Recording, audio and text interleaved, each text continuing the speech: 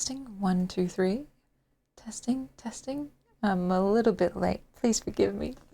But here I am in my little strawberry shirt. And yeah, we've got a nice, wacky Wednesday, a weird, wacky, wonderful, wild, and maybe wet. No, okay. Kind of Wednesday. And speaking of wet, I forgot to get myself a drink. Anyway, the reason I'm half an hour late, if you'll be, so kind as to excuse me, is because I was just out with my fam. We had a wonderful little dinner together and I shouted, actually. So that's partially thanks to you guys that I can do stuff like that. And yeah, now I'm overfull on garlic bread and ready to just chat the night away. I hope you guys are too. Michael, welcome in, welcome in. Always first on the draw. How are you, my friend? Yeah. What is there to say that I haven't said? You know what I mean? Something that I've had to get used to is repeating myself often on stream. And actually, I don't mind doing it.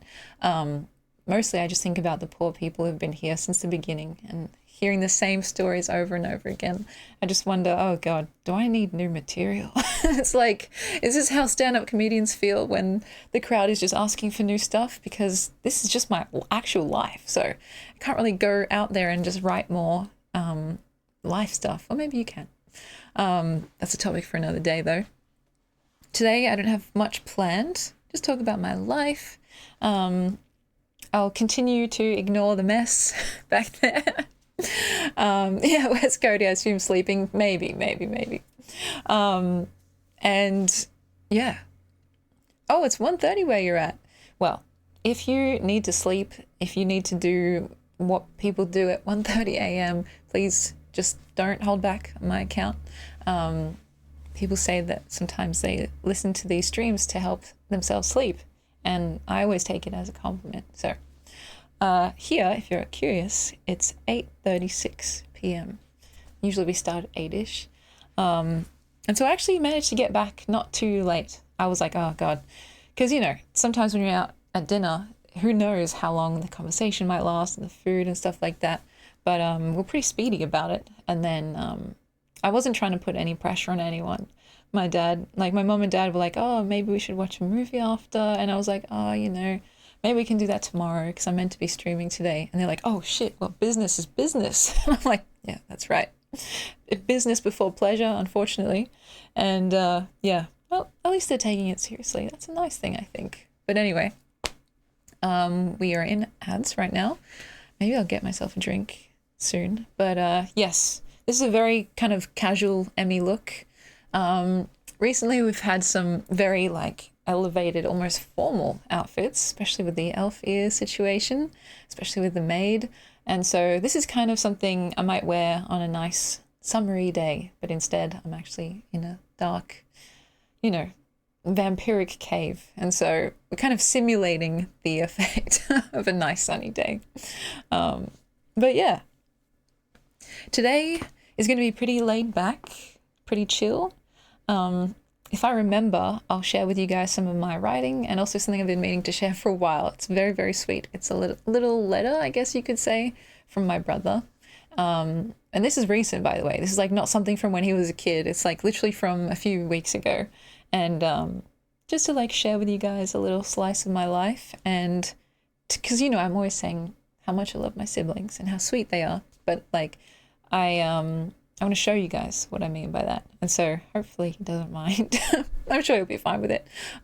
Just a little, check-in that he wrote me. And some of you may know he's doing his PhD right now. So it's been intense. And on Monday, actually, Monday coming up, he has a bit of a presentation to do where he kind of just defends his thesis in front of people and has to talk for 20 minutes. And he was like, Emmy, do you think you would want to come with me? And I was like, of course. But wouldn't that just make you more nervous? Apparently not. So I'm going to be going for moral support on Monday. And I think he's going to do fine. He's very good at what he does. And so, yeah, I'll try not to make any silly faces to make him laugh or something when he's doing his presentation. Because his topic is quite serious. So that would not be great to just burst into giggles. And yeah, I'll have to be on my best behavior, which is sometimes a bit tricky. But anyway, yes, the room is still messy.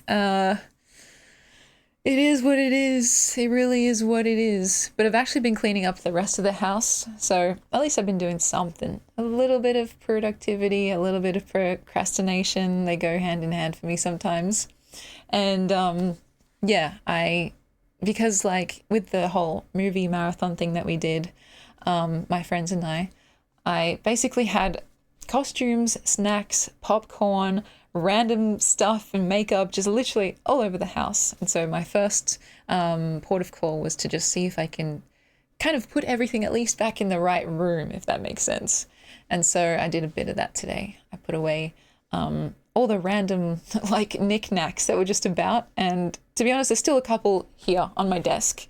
I've got my trusty feather duster as always. I've got the ears.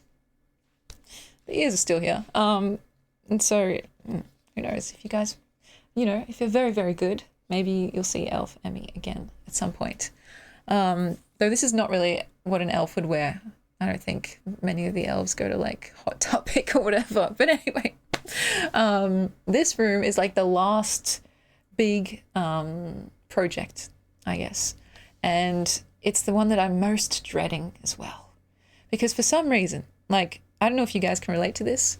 Out of all the chores possible, I just hate the laundry the most. Not like the washing and drying part. That's fine. You just chuck them in, right? It's easy. But when you take them out of the dryer and then you have this pile of clothes and you're like, okay, well, now what, right? And so for me, I've just been kind of dumping everything on this bed, but now I actually need that bed because I have to get stuff ready and can't like basically keep my brother sleeping on the couch every night. So it's yeah, dire straits, guys. And I know that's like the most first world problem ever, but eventually it'll be all nice and clean, schmicko, as my dad says, and hopefully it will reflect well in the background, because right now it's kind of meh. It is what it is.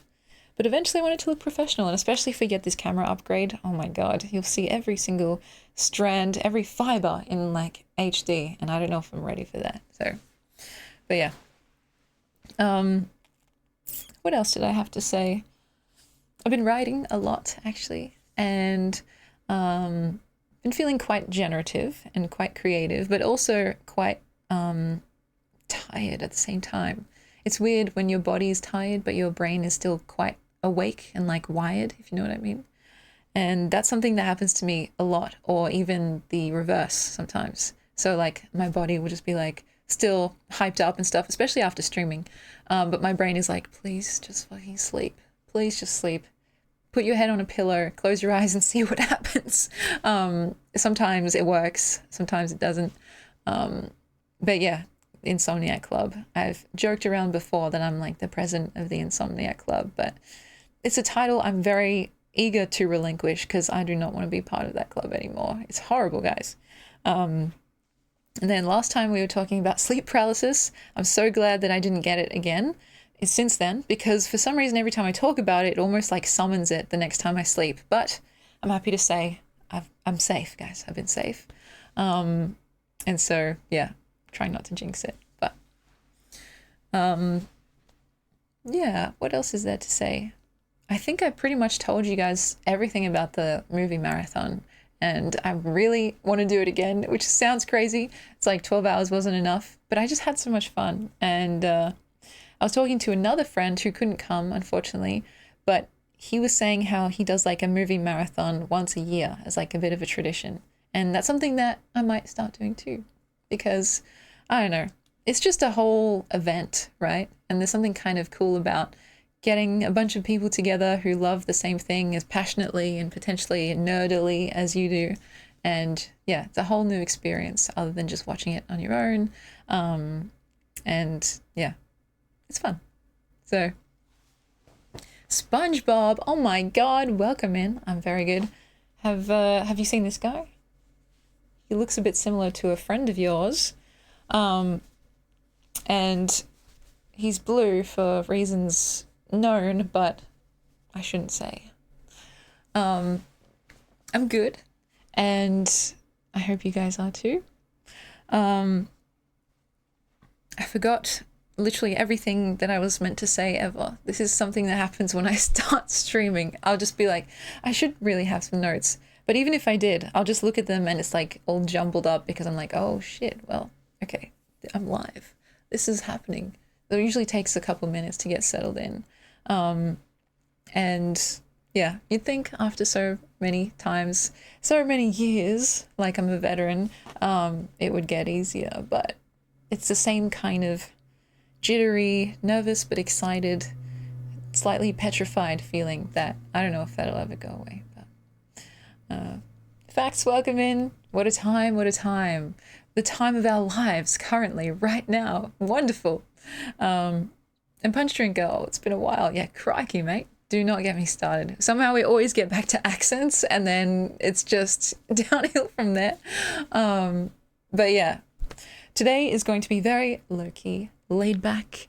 And so if you guys are just looking for, you know, something in the background while you do your no doubt more important stuff, if you want someone to keep you company, just like a droning, potentially monotonous voice in the background, or just something in your ears while you're trying to sleep, I think this stream would be good for that. I promise no jump scares, no loud noises if I can help it. You guys might hear my brother just pottering about in the background. He's doing whatever he does. And yeah, no craziness or hecticness that I can think of. And it's not one of those fake out moments where an alien will suddenly appear in my room. It's legit. So yeah, I've been writing a bit more, I guess, for journals and stuff, like stuff that I could potentially submit somewhere, and also for like maybe a book. Who said that? But it's very early days, and the like most first and foremost impulse that I get when I write something is to share it with people straight away. It feels so difficult to just withhold, if that makes sense. And so it's an exercise, I suppose, in delayed gratification because, you know, to make a book, to compose enough poetry or stories or whatever it is to like make a full-on book, that takes a lot of withholding, or at the very least collating and hanging on to until the time is right. And so it's very difficult and not my usual MO because I just want to be like word vomit everywhere and just tell people or share with people like stuff that I've made, tell them how I feel. And so, yeah, this is an exercise in restraint, and I've never really been that good at that, to be honest. But, you know, it's a good muscle to exercise, I reckon. And my dream at the end of this year is to have something to show for myself, you know, because as much as I love streaming and I love it so much, I feel almost like I need something to legitimize myself, and especially my degree that's, yeah, kind of collecting dust. But hey, I use my degree every time I stream and talk to you guys about creative writing, but there's nothing really tangible that I can point to. My website maybe, and some of the stuff from the poetics shop, poetic store. But besides that, I don't know. It would be kind of cool, a bit like a milestone for me to have something like, you know, not like Dante's Inferno. I could not write something like that, but something you can hold, you know, something you can like clutch onto for dear life and yeah, kind of see in the material world. I think that's a fun idea and hopefully not too far-fetched. But to do that, to even print something, you need to have enough stuff to compile. And so, yeah, I've been just furiously writing away. And, you know, it's kind of like a process of writing as much as you can and just seeing if any of it's good. Sometimes, you know, it's a decent chunk of it. Sometimes you're like, well, I hated all of that. Let's just start again. But the process is what matters, the actual doing, because, you know, what was that quote? You miss 100% of the shots you don't take. Wayne Gretzky, Michael Scott. It's kind of like that. And so, yeah, that's why, you know, you may hear me talking about my stuff, but then not being able to share or just sharing little snippets because I'm trying to, trying to get a bunch of stuff together. And I think it would be so cool if like you could hold something that I literally somehow made from my brain and then put it on a piece of paper and then multiple pieces of paper and just stuck them all together. Like, what the fuck? It gets me existential to think about. But yeah, it's early days. And it's kind of crazy how we're almost in March. It's like, where the hell did the time go? But still, if I'm planning to do something by December, that's a decent chunk of time. And so we'll have to see how we go. I don't know if it'll be involving like my other characters, like Odin and Ada. But that's a little bit more intense. I don't know. Since I do all my stuff with my mom, she might be a bit shocked to read about them and their escapades, which are quite, I don't even know what the word is, intense maybe? But yeah. What else?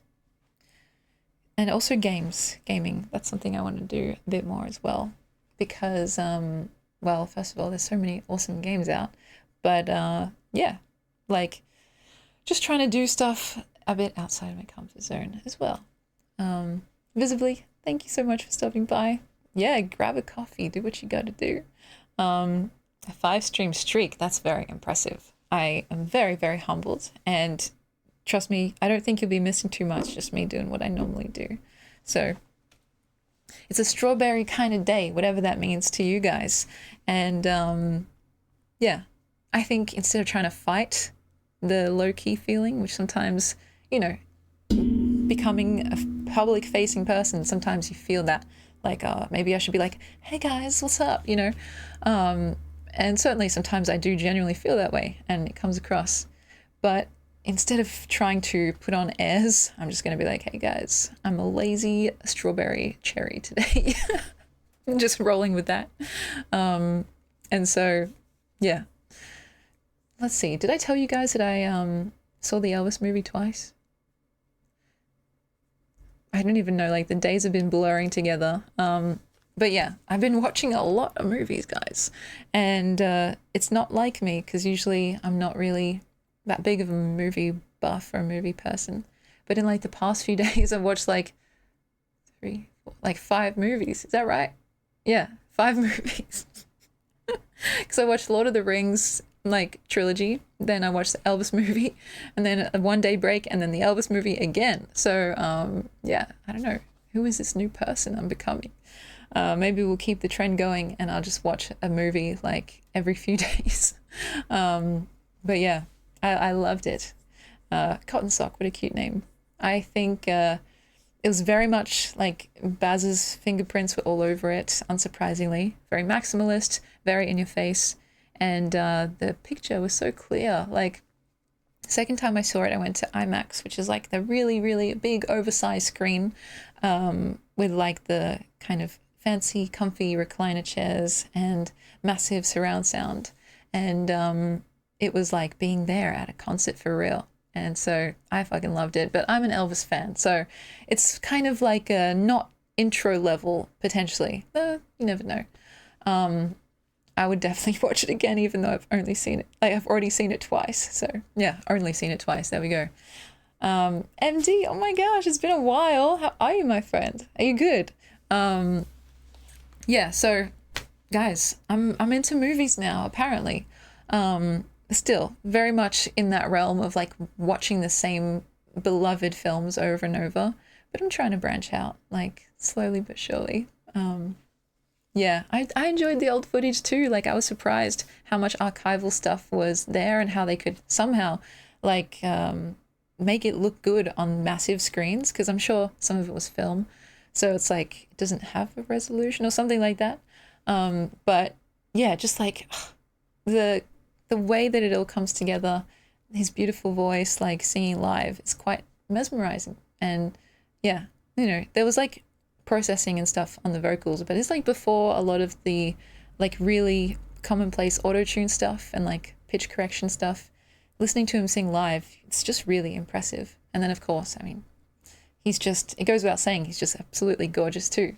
And the camera just was like literally all up in his grill. Like there were times where it was just like you could only see his eyes or like his face, and then it would just scan him up and down like his full body. And it's like I said, I think in the last stream that it was really like the camera was just eating him up. Like, you know, it was yeah, visually quite interesting. I'll say that.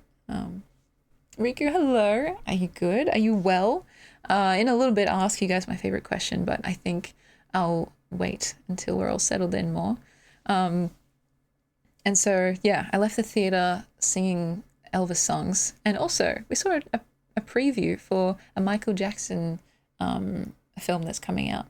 And so, look, I know he's a controversial figure. I'm not going to stay too long on this point, but I do like a lot of Michael Jackson's songs as well. So, yeah, it's just something about that era of entertainers and stuff like that, and the mega stardom that comes with it. It's fascinating to me. Like, I don't know, that idea of becoming an image more than a person. I don't know what that does to a psyche, but yeah, that's something that has always fascinated me, really. And getting even just like the tiniest little taste of that in like a streaming format is interesting too, because you see it from like the other side of the mirror. And so yeah, the Michael movie is going to be interesting. I heard that the guy playing Michael is like his nephew or something like that, like some family relation. So it's it looks interesting. And look, you can say what you want about the guy himself, but like some of his songs are so catchy and like so well made. Yeah, I will stand by the fact that, like, is it Off the Wall? One of his albums, the one that has Rock With You. It's just like, wow, incredible stuff. And so still, it's just a shame that so many people have these questionable, shall we say, yeah, like personal / private lives. I don't know. It's more common than one would like, and also more common than one would expect as well. So yeah, I don't really have much to say else about that. But anyway, it's interesting. It makes me think, like, if someone were to make a movie about your life, who would play you? And also, what would it show? Like, what would it be about? I think for me, it would just be a lot of lounging about. You know, like, what some people have such interesting lives. They do a bunch of stuff. They, you know, have a bunch of events occur, right?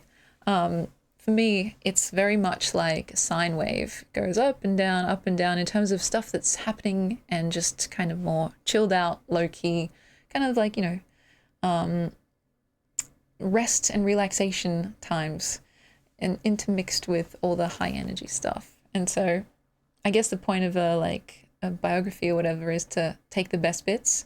But yeah, it's interesting when you see a person's entire life kind of condensed into an hour or two.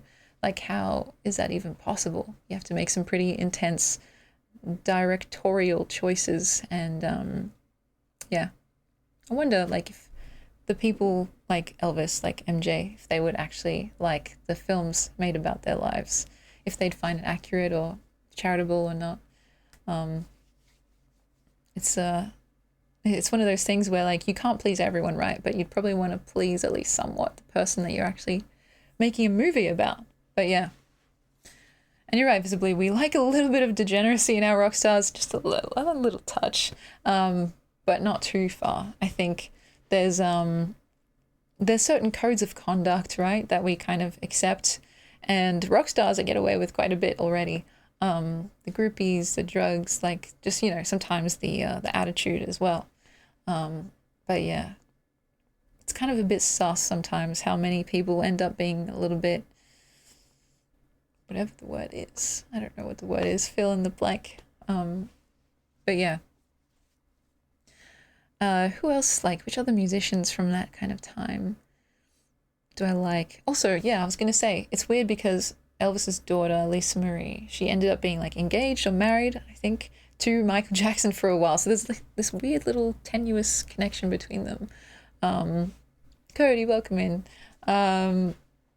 I've got a Led Zeppelin biography called Hammer of the Gods. Those guys were getting wild. Oh, tell us more, tell us more.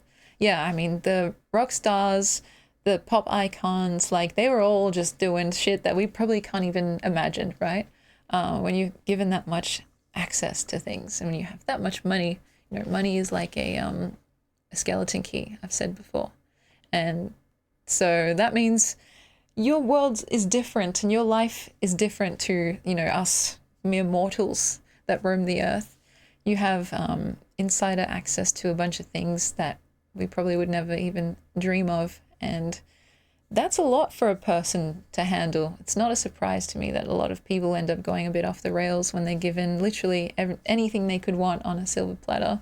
Drugs, like, you know, experiences, access to things.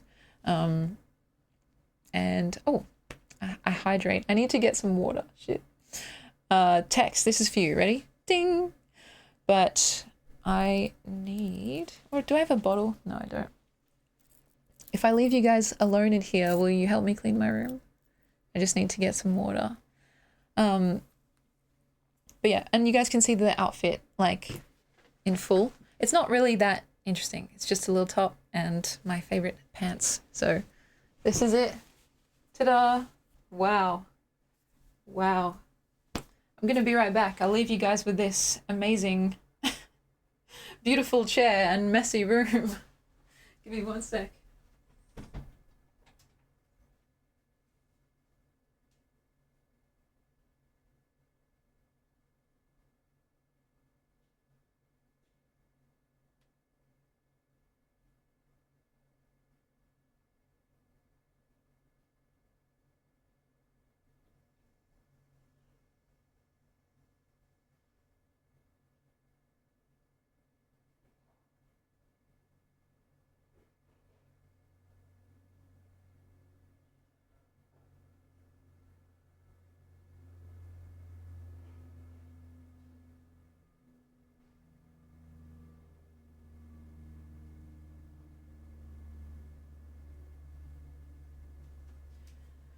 Okie dokie. Okay, did you guys behave? I've got my glass of water, and thank you, Tex. I actually needed that. I like strawberry. Me too. I love strawberries. I love all fruit, actually. Is there any that I don't like? No. I like all fruit and don't discriminate. Emmy cherry. I picked that because it kind of just sounded like kind of cutesy, I guess. It rhymes in a way. And yeah. 4 because my birthday is on the 4th of December. I haven't tried durian. Have I? I know it's controversial, but I think I could get around to it. Like, I could come around to it, I think. But, yeah. Besides that, there's not really a fruit that I don't like, that I've tried at least. So, according to a Twilight Zone episode, the reason Elvis drank so heavily was because he was replaced by a lookalike who accidentally killed him before he got his big break. I've heard a lot of stories like that where, like, celebrities, like, are rumored to have been replaced. Like, Avril Lavigne, there was a massive, like, rumor about that she was just replaced by, like, a clone. Britney Spears, though, you know, she's had some issues too. And, you know, that's creative. If you guys have seen that,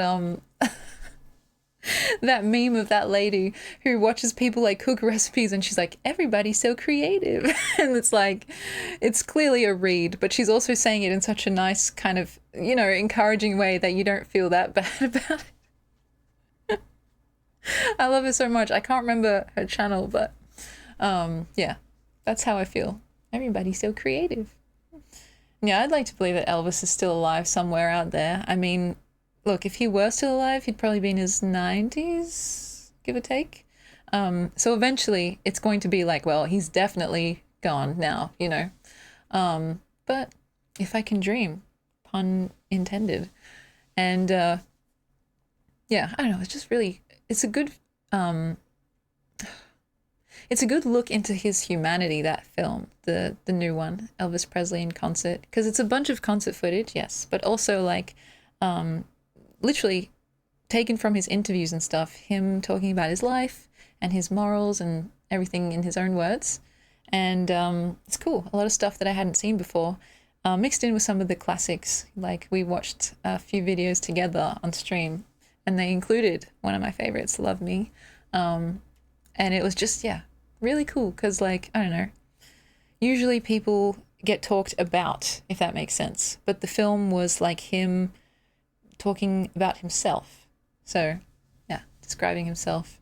And you can see clearly how much Baz loves Elvis. Like, it's just every frame you can see it. And yeah, seeing it in IMAX was really cool too. It was like, when I walked into the theater, I was like, holy fuck. I didn't know screens could be that big, you know? And the kind of experience where you sit back and your eyes can't even take in the full thing from like one side to the other. I felt like I was literally there in the crowd. And so that's a cool experience for me, who sadly, you know, was born in the wrong generation. So yeah, I recommend it to any Elvis fans, but if you're not that into Elvis, then yeah, probably don't go to a movie that's literally all about him. But Elvis ain't dead, he just went home. That's beautiful. Yeah, I think that's true. He's somewhere, I don't know, playing some music somewhere and like jiggling about. So but yeah, anyway, how are you guys? Tell me about what you've been up to since we last saw each other, which I know was so long ago, like literally on Monday. And if you feel comfortable, if you feel like sharing, I'd like you to tell me in one word or less how you would describe your mood. For me, it's I want to be specific here, as specific as I can be. It's not tired per se. It's kind of like a more formal word for low key, whatever that is. Like chilled out, content, somewhere around there. A little bit flustered. That's just normal though. That's how I usually feel. And so I usually feel the most flustered when I feel like I don't have anything to say. And that's something that happens when you stream daily or like, you know, every second day for me. Because like what happens between like one stream and the other, unless something major happens, like, you know, my gosh, guys, I got married to Germa, or like, yeah, something really, really noteworthy happens. It almost feels like, well, we covered it all last time. And so that's where gaming and stuff and other supplementary materials can help, because it gives life some time to catch up and have stuff to talk about. So restless is a great word. I love that. And yes, I feel restless often. Sometimes you might see my leg or my arm jiggling. It's because my leg is bouncing like 24/7. And it's so annoying. Like literally, I would not wish restless legs on anyone, because it's just constant, right? Even when I'm trying to sleep. And it's just really annoying. But I have also, I know intimately what it's like to be restless in the mind as well. And I don't know really what helps with that. Being immersed in something can be good, like whether it's a movie, a book, or just like, you know, something that you find interesting, researching something. Yeah, overthinking is part of it, but it's also like, I don't know, just the brain won't shut up at times, at least for me. I've described it before, like sometimes it feels as if my brain is a radio that's always on and playing a bunch of stations at once, and I can't do anything about the volume. Like there's a dial there, but I'm turning it and nothing's happening. And so it can be quite annoying and actually get in the way of what I'm trying to say or trying to do, forgetting what I was meant to be doing, or just like being so distracting and like internally kind of tiring that like I'm like exhausted and I haven't done anything. You know what I mean? It's like, okay, well, that's not good. So part of what helps is like, you know, depending on what suits you, exercising, getting good sleep, eating well, medication sometimes. When I put all that together, and I'm diligent about it, which is not always, it's almost like I can finally control the dial, or like it's finally responding, and I can turn those songs and snippets of things and thoughts up or down as I wish. So does that mean you have a higher IQ? I'm not sure. I honestly think that it's just a quirk that some people have, and I would not wish it on people because it's not fun. I mean, it can be generative. That's one thing that I'll say. And look, I should be grateful. I think practicing gratitude is always a good thing to do. So yes, it's good for making stuff and for being creative. But for sleeping and being a normal person that just has a day, it's sometimes like, oh my God, why am I thinking about rotating a cow in 3D? And so that's just a random example. And so it's very much a push and pull. I'm not sure what that does in terms of IQ, but it can be very annoying. It was hard sometimes at school, but luckily I was quite often very engaged in my actual subjects, so I didn't stray too far into imagining rotating bovine creatures in my brain. So, but yeah, anyway, normal is overrated. It can be. And so I have come to peace with it, come to terms with it, I think. And now I'm just trying to harness whatever weird creative energy comes my way and stop trying to fight whatever's happening, right? Can you speak Italian? I don't understand. I could say something in Italian, but it wouldn't be that nice. It's crazy. I did actually study Italian for multiple years in high school, but I've lost it all. How sad. Yeah, my brother's actually doing Italian studies as well, so he could say lots of things to you.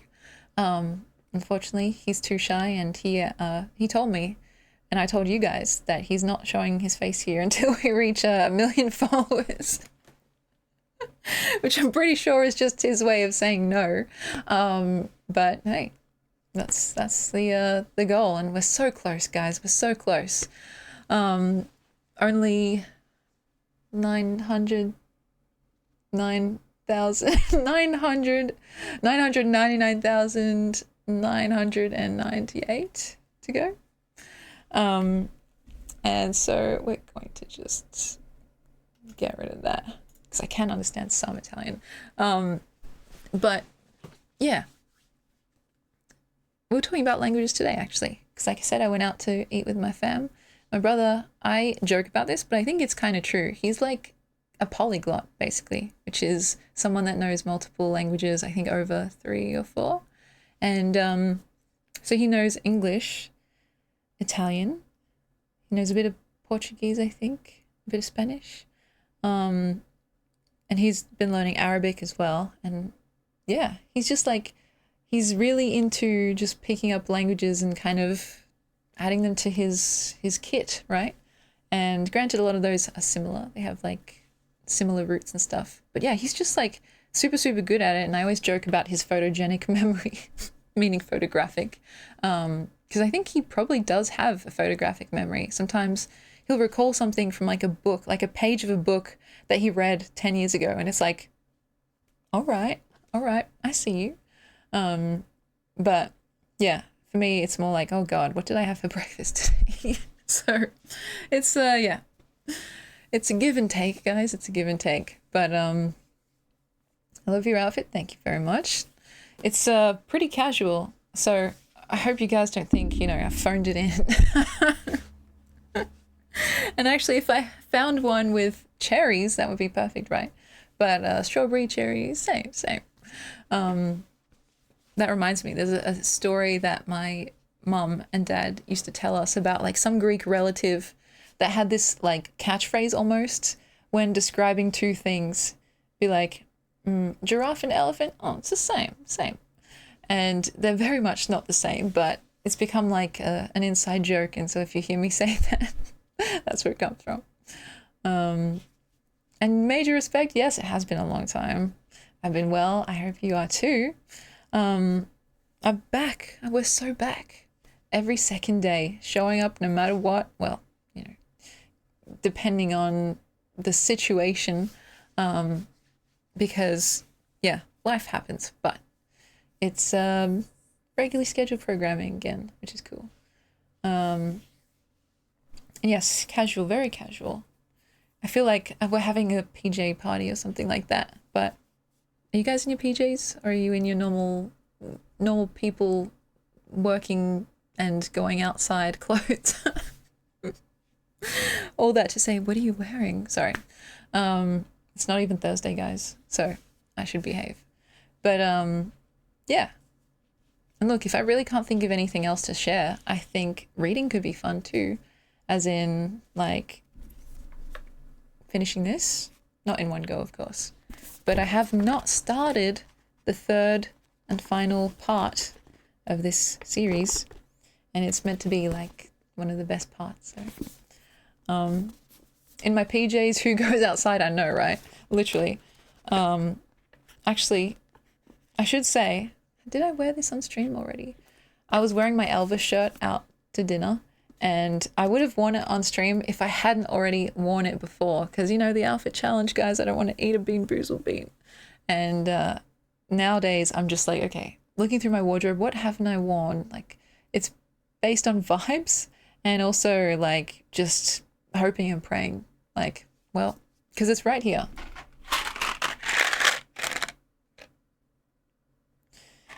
And I have beef, okay? I have serious beef with that entire, like, that entire thing, from the people that made it, to the people that put it in a box, to the fucking chemical engineers that designed the flavors, to myself for buying it. So yeah, it's like we're in a, not a love-hate relationship, but a hate-hate relationship. And so I'm trying to avoid having to eat one at all costs. But yeah.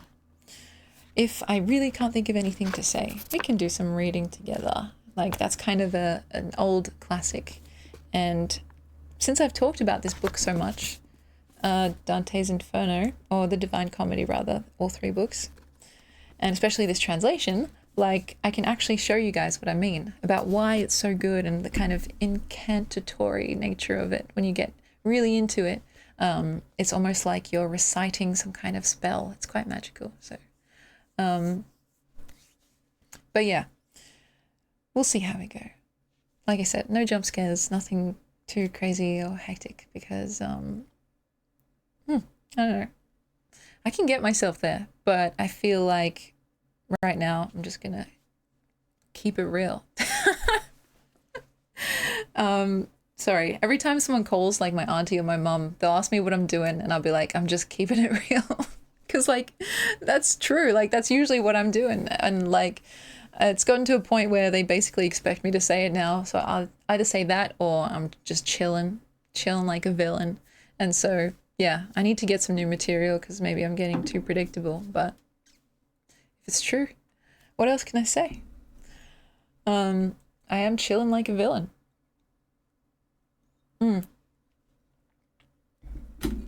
Also... last time we talked about glitter. We talked about makeup. I haven't got makeup on yet. I was wondering if I should do something, because I feel a bit plain right now. And before anyone comes in and says, oh, are you tired? Like, do you need to sleep? Just to be like, yes. Yes and yes. To do something with this face. And the hair, actually, you know, I usually complain about it. But this is just air dried and it looks kind of nice. Like, usually I have to agonize for a long time over getting it to behave, but sometimes it just, yeah, it works out, guys. There's hope at the end of the tunnel. Yeah, keep it chill like a bill, that's right. I tried keeping it real, but it's pretty exhausting, it can be. So I usually just let it lapse into abstract surrealism. I love that too. Honestly, I think some of the most, like, funniest, warmest, best memories that I have are, like, when you're with people, whether it's your friends or family or whoever, or even just alone, and you've just, like, passed the point of tiredness, and so things just feel really surreal and silly, and, like, you know, a lot of the typical inhibitions that we have just kind of melt away. My siblings and I, back when we all used to live at our parents' place, this would happen to us often in the kitchen of all places. Like, it would be midnight, let's say, and we'll just be in the kitchen, like talking about some random shit or just like scheming and getting up to no good. And yeah, I have those memories very close to my heart. That's kind of like the abstract surrealism that I think of. Or like when you're alone and maybe you have no internet, or you're like trapped for some reason, like on a plane. And so you just kind of have to come up with your own entertainment, your own thoughts in your own brain. That's when things get interesting. And so it's happened to me before when I've been meditating. Stuff will just pop up. And oh, cool. Thank you so much for the wink. This is for you. Ready? Ding. I hope you're well. Yeah, Charon's high on life. Thank you for the follow as well. I actually drew that. Can you believe it? I drew that as one of my first-ish doodle bobs ever, which is like a redeem where people ask me to draw them something in MS Paint. And it was meant to be a fox, but yeah, it does not look like that. Oh, a flame fox. Why does that sound so fucking cool? Thank you for the follow as well. I ended up saying, oh, that looks like Charizard high on DMT or some shit like that. And then, so that's what I wrote. And then I realized, I don't know if that's TOS friendly. So I crossed it out and put high on life instead. Because, you know, that's totally appropriate for all ages, right? You know, not that I've tried DMT, but yeah, just for some reason, I kind of remember, like, if it was me or if it was you guys, probably someone funny in the chat that made that comment, and I was like, you know what, that's so fucking true. And pardon me, there are people racing outside. Charmander on MDMA, I'd love to see that too, actually. And yes, we'll do our affirmations as well at some point. I've been pretty good. I haven't forgotten them too many streams. I think there's been like a handful, 1 or 2 streams where I've forgotten them, but then made up for it next time. It's either going to be like halfway through this one or towards the end, depending on how we go. And yeah, you know, that's like one of the highlights, at least for me, because any time I get to share Amy Walker's wonderful words, it's a good time. And I think it's actually helpful. Well, I hope so, at least. It helps me when I feel a bit down, or like, I would like to hear some nice, beautiful words. It's just like the perfect little gift-wrapped present. So, and yes, Cody, your reminders help a lot. I think I would have missed a lot more if it weren't for people reminding me. Because sometimes I get either carried away or like I'm like, oh shit, I gotta go. And then, yeah, for people to be like, oh, actually, we're going to do this, this, and this. It's very helpful. So please, as long as it's not an inconvenience, do not stop doing that, because it's genuinely like a boon. So, did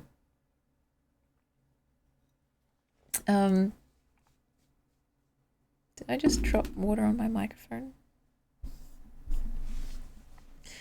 Yeah, so anyway, I feel so giddy. I don't know why.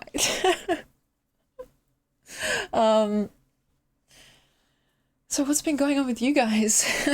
Like, what's been happening? What's happening, guys? Because, yeah, this is where it would come in handy to have a co-host, because then they can, like, say some stuff, and I can be like, oh, yeah, that's really interesting. Or just watch them and admire them. I think that's typically what I do when I have any guests on, just kind of like, oh, yeah, and kind of give them the spotlight. But, yeah, gosh, maybe I'll get a like VTuber kind of character, and then just have almost like a one-woman puppet show situation, so I can have different characters. I'm sleepy, you feel me? I get you.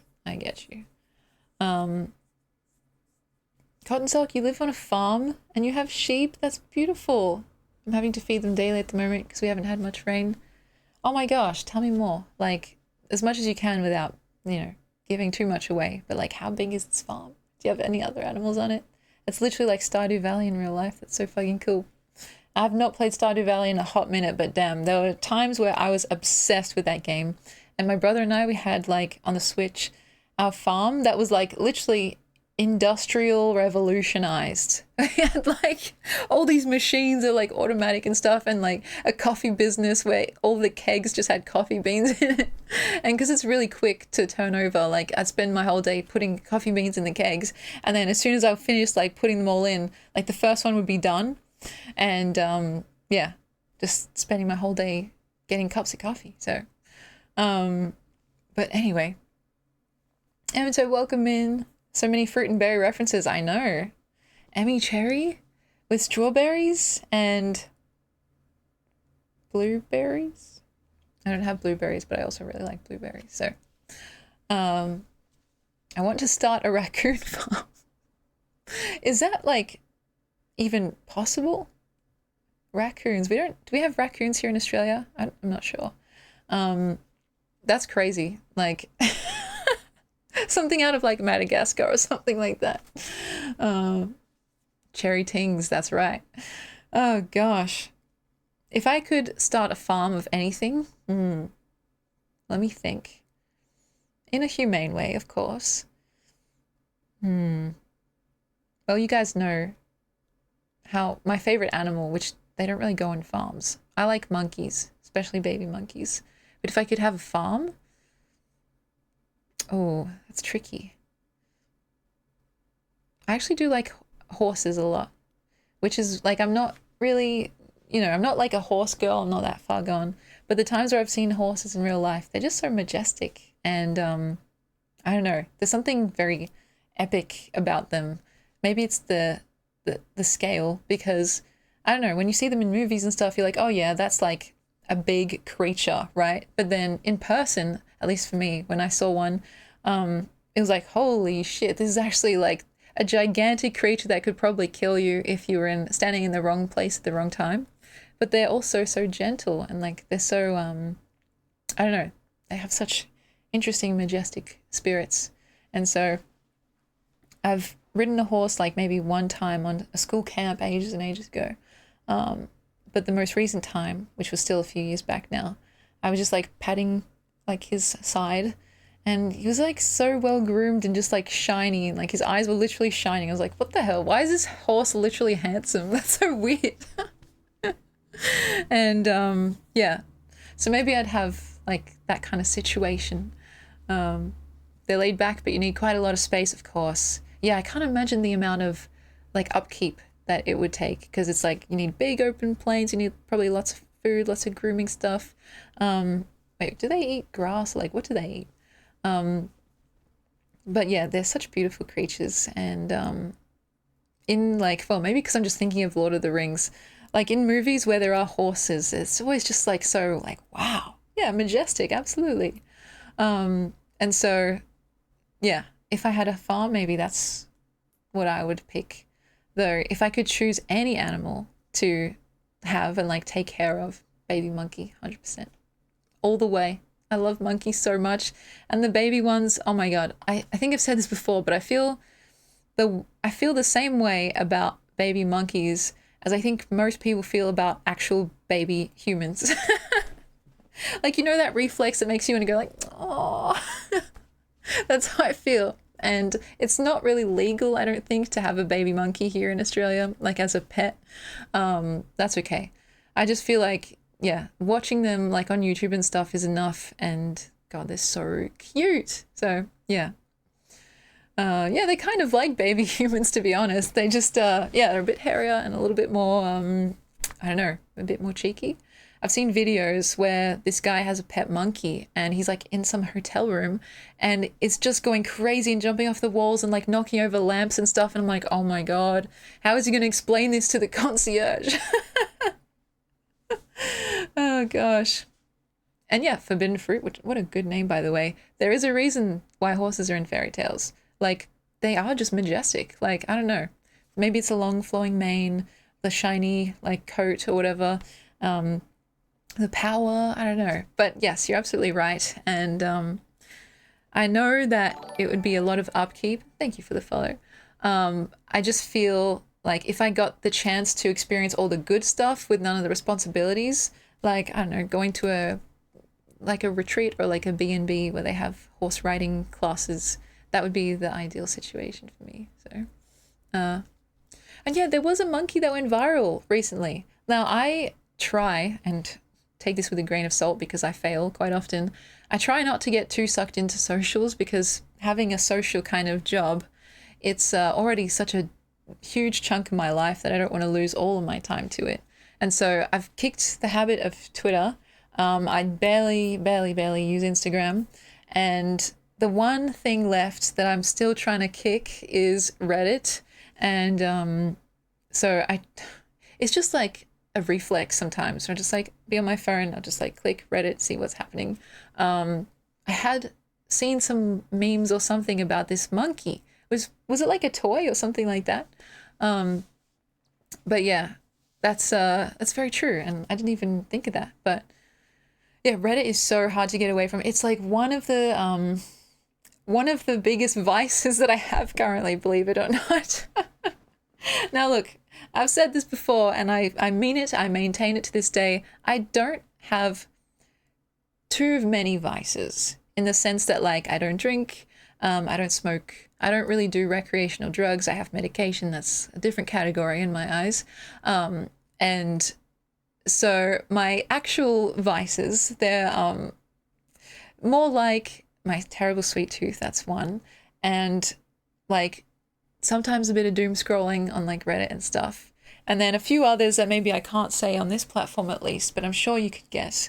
But yeah, trying to sanitize my life on social media because like it's so addictive, and I'm the type of person that has a bit of an addictive personality. Like if something captures my interest, like I will be able to click my fingers and suddenly 2 weeks have passed and I'm like, what the hell? Like literally like the movie Click. Like I just fast forwarded 2 weeks of my life because I just spent it obsessed with a particular topic. And so I'm trying to mitigate the opportunities for that to happen, if that makes sense. And so, yeah, I still haven't quite kicked the habit of Reddit. And I don't know, like, I'm trying to be fair to myself because I think, you gotta live a little. Sometimes I just like seeing what memes are out and about and I just like, yoink, that's mine now. Sometimes I just have a little peruse. But in general, I feel like a lot of the time that I spend like doom scrolling or on my phone in an unproductive way is a shame because, well, obviously as a person who likes to make stuff, it's time away from making stuff. And yeah, I just lose so much of it without even realizing time that is. So I'm trying, but it's a process. Don't quit Reddit. It's more reliable than Google these days. Well, here's the thing. Like, I've actually become kind of slightly disillusioned with the internet nowadays in the sense that, like, there's so much kind of, I don't know, not great stuff out there in terms of, like, repetitive, sometimes AI generated, sometimes just unhelpful or sometimes untrue stuff out there. And it's like, damn, okay.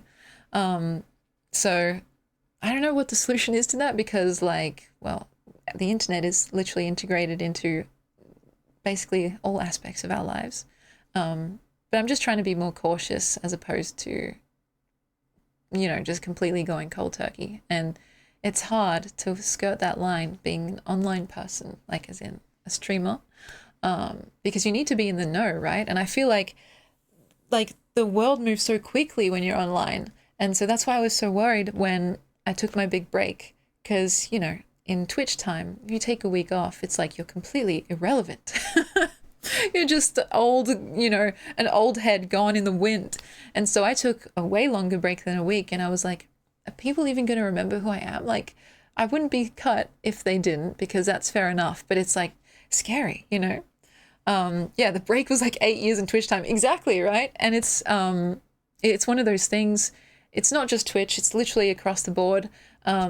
It's a contributing factor, at least in my eyes, to why a lot of creators feel the need to push, to like pull off stunts that are bigger, bolder, more brash than previously.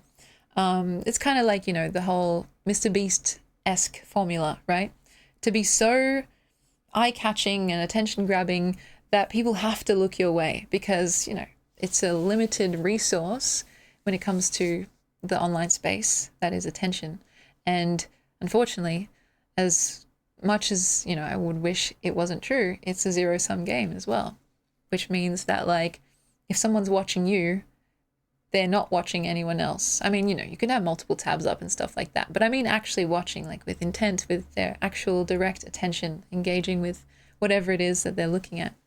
Like, it is a zero-sum game, and that means in like slightly uncharitable terms, you have to take something from someone else if you want to be a part of it.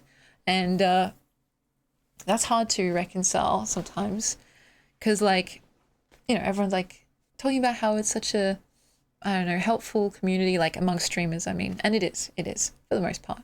But at the end of the day, we are at times also competing with each other. So I don't know, very interesting politics.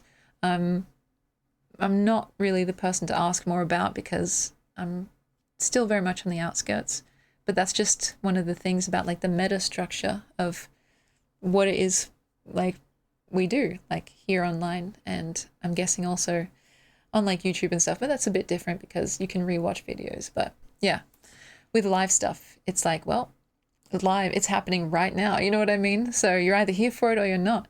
And that kind of just creates a different atmosphere, which is not better or worse, just different.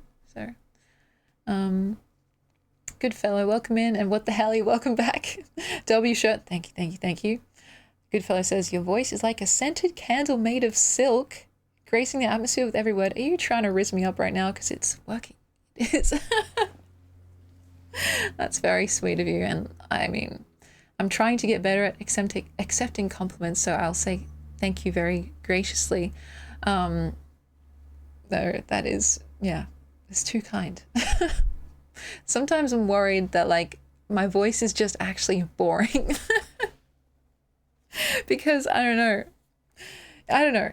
It's just a thing, like a little strange voice in the back of my head saying, put some fucking feeling into it, girl. But literally, instead of doing the whole hyperactive YouTuber thing, hi guys, yeah, it's like I only want to go there if I'm actually feeling it, and I do feel it a lot of the time. So it could even happen in this stream, but yeah, I can't fake it because it just feels like I don't know, awkward. But yeah, someone who's aware. I try to be self-aware at the very least, to think about my own like philosophies and morals, work within them too, and knowing that I can't really control anything else but that. Like, I can't control how people think about me or feel about me. I can't really decide much outside of what I choose to do and say and move through the world. And that's kind of comforting, weirdly enough, because it's like it reduces the scale down to something that feels a bit more manageable. And so, yeah, I'll never forget Emmy. I'll just remind myself, yeah, I remember Emmy. She never still fully revealed her secret crush. Well, you guys know me, I have a lot of crushes. The secret crush was Germa, but I guess for me, I use the word crush in a different way than most people. It's more like a deep admiration with the knowledge that they're also quite that exact face. Oh gosh, but yeah. My voice has literally put someone to sleep. Well, I mean, that's honestly a blessing. You know, if someone's trying to get to sleep and they think listening to you will help. I've gotten that too, and I'm like, well, that's awesome. I know exactly what it's like to need to sleep and not be able to. So if I can offer that service, I'm more than happy to. But yeah, I also wonder if it's the mic as well. Like, if I get closer, does that sound different? I don't know. A blessing and a curse type beat. Oh, Cody, you crack me up when you use slang like that. But yeah, because I know there's also a bunch of settings that you can put on your mic. But like the camera stuff, I just left it more or less at default settings. And the only thing I changed was, so this thing at the back is the gain, which is like how sensitive the mic is. if the gain is up higher, then it will like pick up more white noise, which is the downside, but it will like hear you from further back. So if I wanted to go back here, right? And then there's also like the pattern of like vocal waves that it will pick up. Right now it's like this way. So if I'm talking from this side, you won't hear it. But you can have one that's like all the way around, that's like coming from two sides. And so it's a pretty good like all-rounder mic, but it's not, I don't think it's being utilized as well as it probably could. And that's entirely my fault. So, yeah, so, I have streamers I follow in the art category that help me sleep in the nighttime. It's a secret category. I love that. And yeah, a lot of the art streamers are so relaxing and so nice to listen to. And you get the visuals as well. It's actually kind of funny. It reminds me of a story that my sister and her partner told me. And now I'm not this far gone, and I don't know if that's a good thing, but my sister's partner, JD, he told us a story about how when my sister Kichi, she's trying to sleep, she usually is just on her phone, like scrolling through videos or something.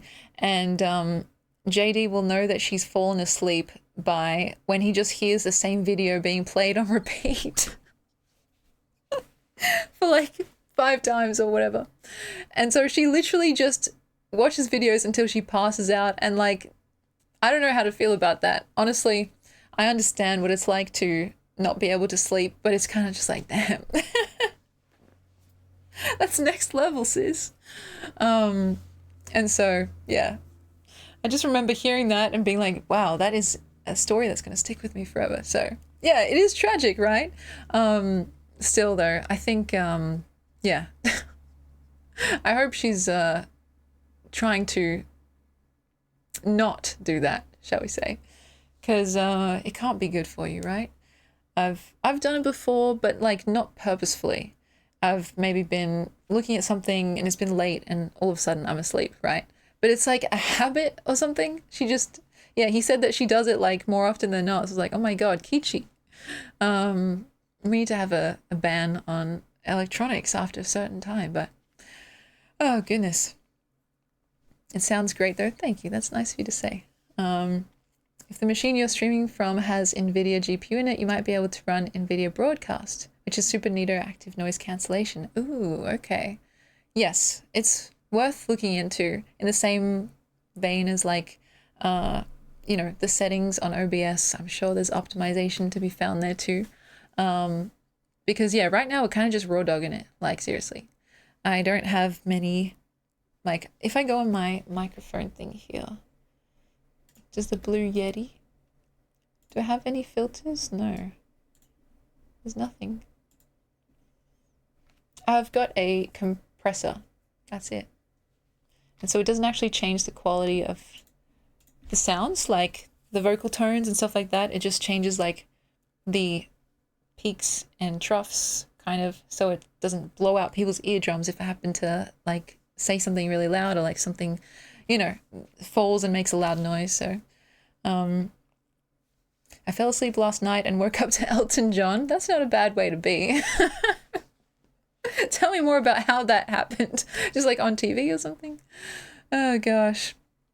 But yeah, so what can I say?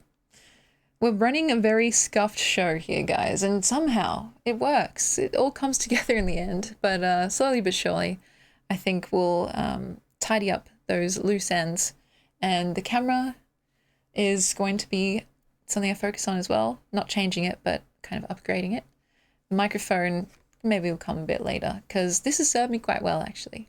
It's like something I got for music, I'm pretty sure. Because I had all this like bits and pieces and stuff that wasn't intended for streaming. But then I realized actually I basically have all that I need to just start a little something.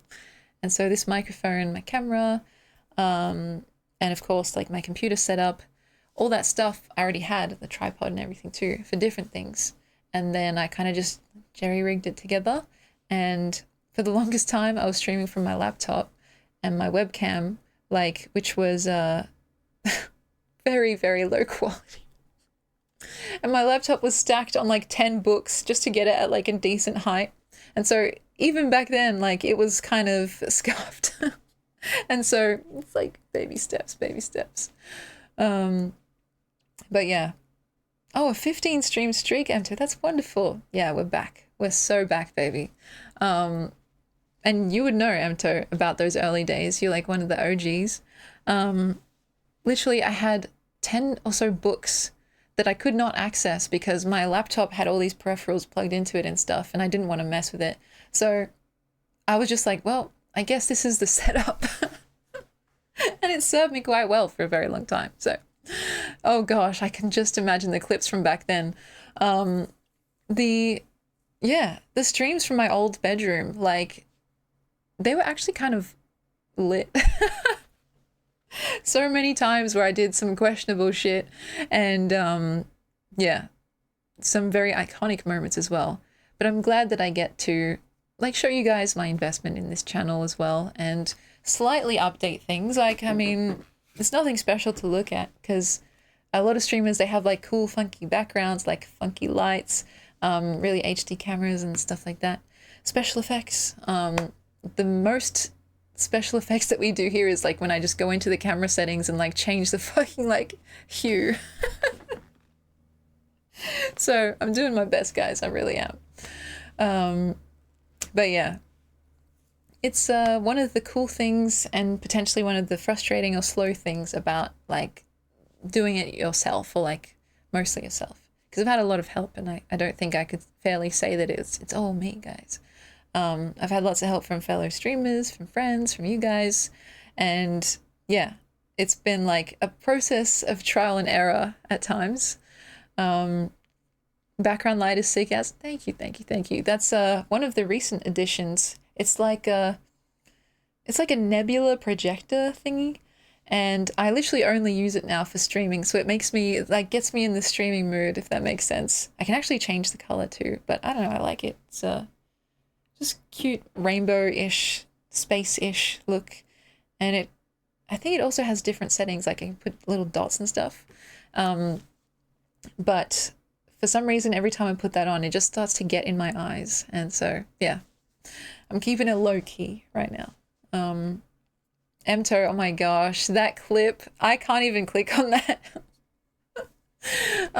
The first clip that you have, that's crazy. That's the old... Do I still have that scene? Main menu, is it? Let me see if this works, guys.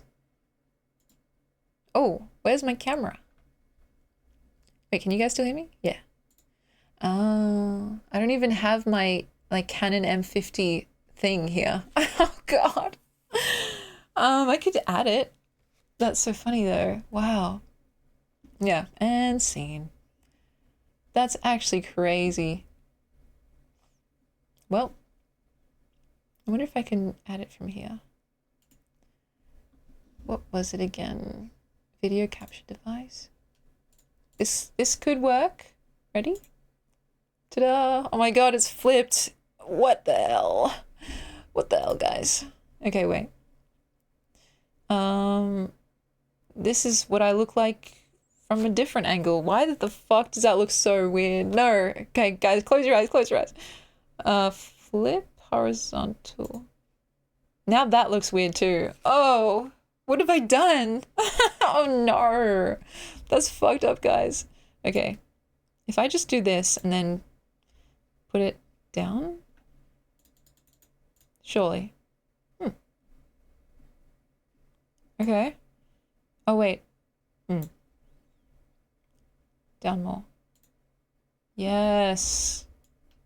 My god, it's vintage Emmy Cherry.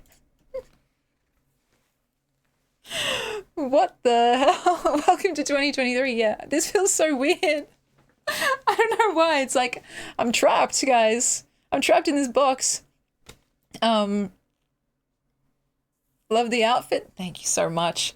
Why does this... I don't know. This is freaking me out. It's like a blast from the past. But in a lot more high definition. Yeah, mime cherry, exactly. It could be like, or whatever the hell mimes do. Oh gosh. And sometimes it looks way more HD when I like do these zoomed out scenes, and I don't know if that's just my eyes. playing tricks or if it's actually more HD. How did you become Emmy Cherry? Good question. Emmy is my name, or at least a nickname. My real name is Emily. And now it feels weird hearing my actual name because most people just call me Emmy. It started off as like most people would call me Emily, and then my closest friends would call me Emmy, and like my brother and stuff. And then I called myself Emmy Cherry because cherry kind of rhymes. And I was like, oh, poetry, rhyming, you know, that goes together. And so now most people call me Emmy. And when I hear Emily, I'm like, am I in trouble? You know? And so the 4, just a random number. I like the number 4 because it's my birthday. You know, how self-involved is that? 4th of December. And yeah, we joke that like, oh, you don't want to know what happened to Emmy Cherry 1 through 3. But if I tell you, I'll have to kill you, so. Wait, is the sound actually out of sync? Fuck me dead. Okay. If we come back here, is that better? My hair. This is the bane of my existence. Okay, is it back to normal? But yeah. Nemo, welcome in. So yeah, Emmy Cherry. Though I could have easily been Emmy Strawberry, Emmy Mango, Emmy Kiwi Fruit. I do like kiwi fruit. And Emmy Fruit Salad. Actually, I said for a very long time that my favorite food in general was fruit salad. And I don't know if I would still say that now, but it's definitely top 5. So, oh, thank you so much. Forbidden fruit, I appreciate that. Oh, there we go, forbidden fruit salad. What would comprise a forbidden fruit salad? Like Tide Pods, lava, and what else? Stuff that looks kind of delicious, but you know you will really get sick if you eat it. I feel like you need a fruit wallpaper in the back now. I know, right? I should. I mean, I tried with, so that scene that I just showed you guys, I actually drew it up myself.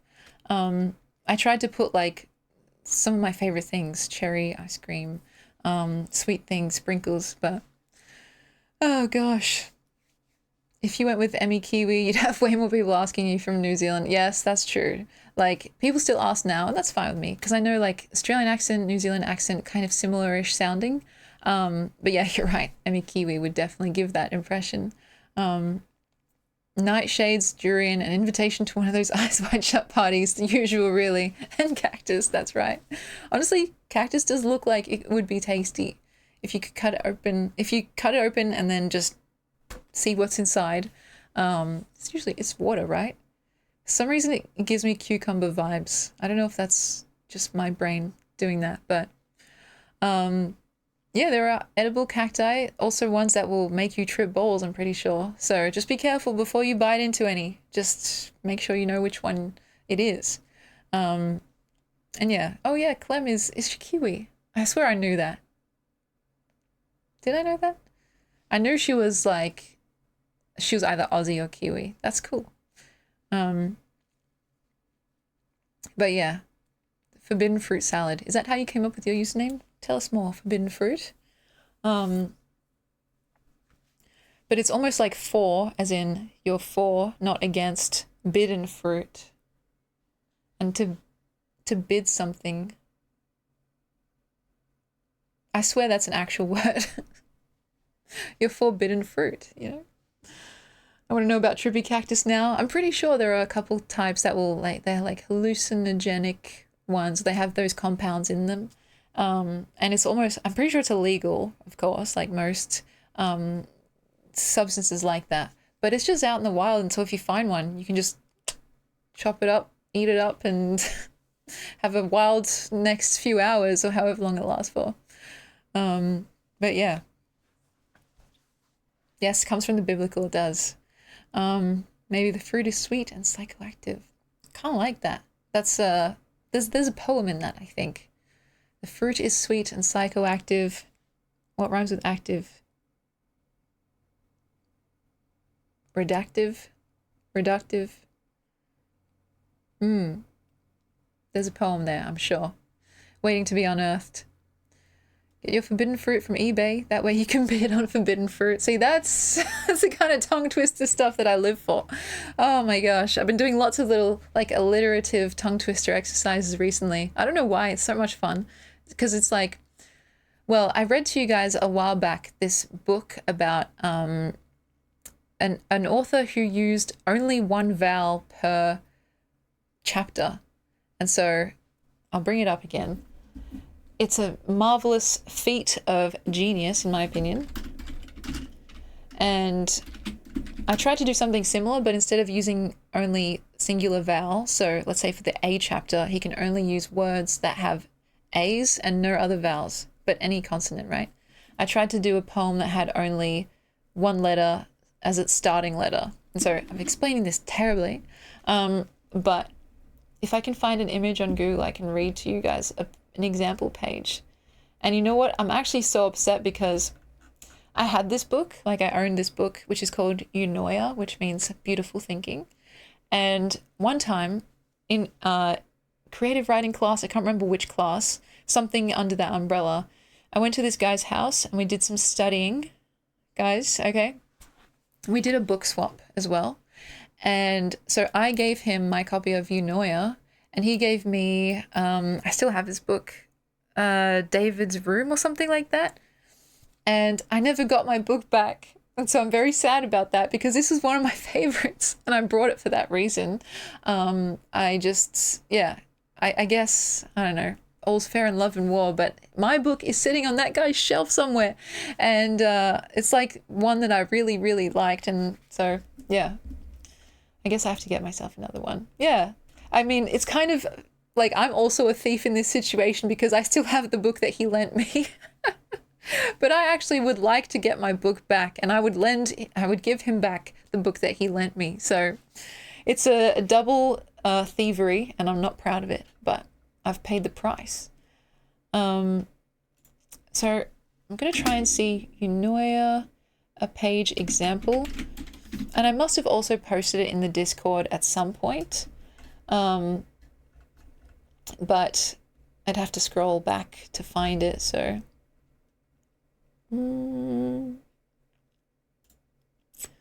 Please let me find it. Because it's actually such an incredible work of art. And I've said this before, forgive me, but the guy who wrote it, his name is Christian Burke, B-O-K. He actually taught for a short while at the university that I was studying at. And so I had the opportunity at one point to work under him as like a supervisee relationship, but it didn't really work out. And there was a bit of, some kerfuffles that went on and he moved quickly after that. But anyway, that's a story for another time. Oh, okay, I found something. So I'm going to see if I can show you guys this. Yes. Excellent, excellent. Okay. What does German mean? You don't want to know, trust me. Let's see, is this going to work if I go here, full screen? Hey guys. Look, I'm so small now. Okay. So, yes, he is from Canada originally. I don't know if he's back there now, but he was for a while here in Australia teaching, and yeah, I would have liked to have met him. This was during the time also of the lockdowns, so I was actually doing all my classes online too. And the only reason, this is so funny, and hopefully I don't get in trouble for saying this, but the only reason I could go to that guy's house who stole my book is because, like, we could only leave the house for very specific situations. And we said that it was essential studying. So it was not really essential, but what can I say? So this is, excuse me, excerpts from his book called Eunoia, and I believe it's a Greek word. And it means beautiful thinking. And according to him, it's one of the shortest words in the dictionary that uses all 5 vowels. You know, if you count Y, well, So if you don't count Y. So this is from the chapter A, and you'll notice as I read that there is only the vowel A in the whole thing. This goes on for pages and pages, by the way. And he uses any consonant that he pleases, but it's just crazy because not only does it sound like poetry, does it read poetically and like, you know, actually make sense, but it's just like, it's just how. It's just how. So I'm going to zoom in a bit more so maybe it's better on people's eyes, and I'm sorry about the light mode. Can I move this? Maybe I'll move myself. Okay. Now I might mispronounce certain things as well, so bear with me. This is from chapter A for Hans Arp, which also uses only A. But listen to this. It's literally about writing itself. So it's actually sensical. Like, it's not just random words slapped together. Awkward grammar appalls a craftsman. A data bard as daft as Tartar damns stagnant art and scrolls an alpha, a slapdash arc and a backward zag, that mars all stanzas and jams all ballads. What a scandal. A madcap vandal crafts a small black ink, a hand stamp that can stamp a wax pad, and at last plant a mark that sparks an ars magna, an abstract art that charts a phrasal anagram. A pagan skald chants a dark saga, a Mahabharata, as a papal cabal blackballs all annals and tracts, all dramas and psalms, Kant and Kafka, Marx and Marat, a law as harsh as a fatwa bans all paragraphs that lack an A as the standard hallmark. Literally, what the fuck? And look, don't take my poor reading as the threshold for amazingness, because like, how, like, literally, how did he even think of this? Like, he's basically talking about the thing that he's doing. It's a meta poem on the poetry constraint itself. And like I said, this is just an excerpt. It goes on and on for multiple pages. And he does this for all the vowels. And then at the end, he just does random shit as well. So if you guys want to see more or hear more, this is from chapter E for Renee Crevel. So, unfettered, these sentences repress free speech. The text deletes selected letters. We see the revered exegete reject metered verse, the sestet, the tercet, even les scènes élevées en grec. I don't know. He rebels. He sets new precedents. He lets cleverness exceed decent levels. He eschews the esteemed genres, the expected themes, even le belle lettre en vers. He prefers the perverse French aesthetes, Verne, Perret, Genet, Perec. Hence he pens fervent screeds. Then enters the street where he sells these letterpress newsletters, 3 cents per sheet. He engenders perfect newness wherever we need fresh terms. Now, I'm pretty sure I pronounced every single name wrong, but holy fuck. Like, it's just so much fun to read. It's like, it feels good to read out loud, and it's like actually insane. Like, I don't think I could think of something like this if I had 50 years. And I'm pretty sure this took a while. It might have been like maybe 10-ish years. Actually, speaking of stuff like that, this book, this translation was, it took 40 years, I'm pretty sure. So it's like, holy fuck, these people are on a level that is really hard to comprehend. And so, oh yeah, this guy knows his way around a rhythm and rhyme. Tell me about it. It's so much fun, and I might have to order a new book because like I missed that fucking book. Oh my gosh.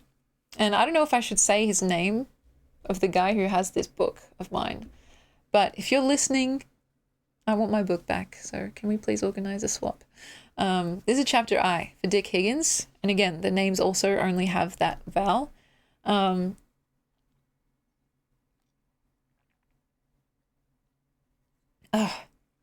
making me thirsty, guys. So, writing is inhibiting. Sighing, I sit, scribbling in ink this pigeon script.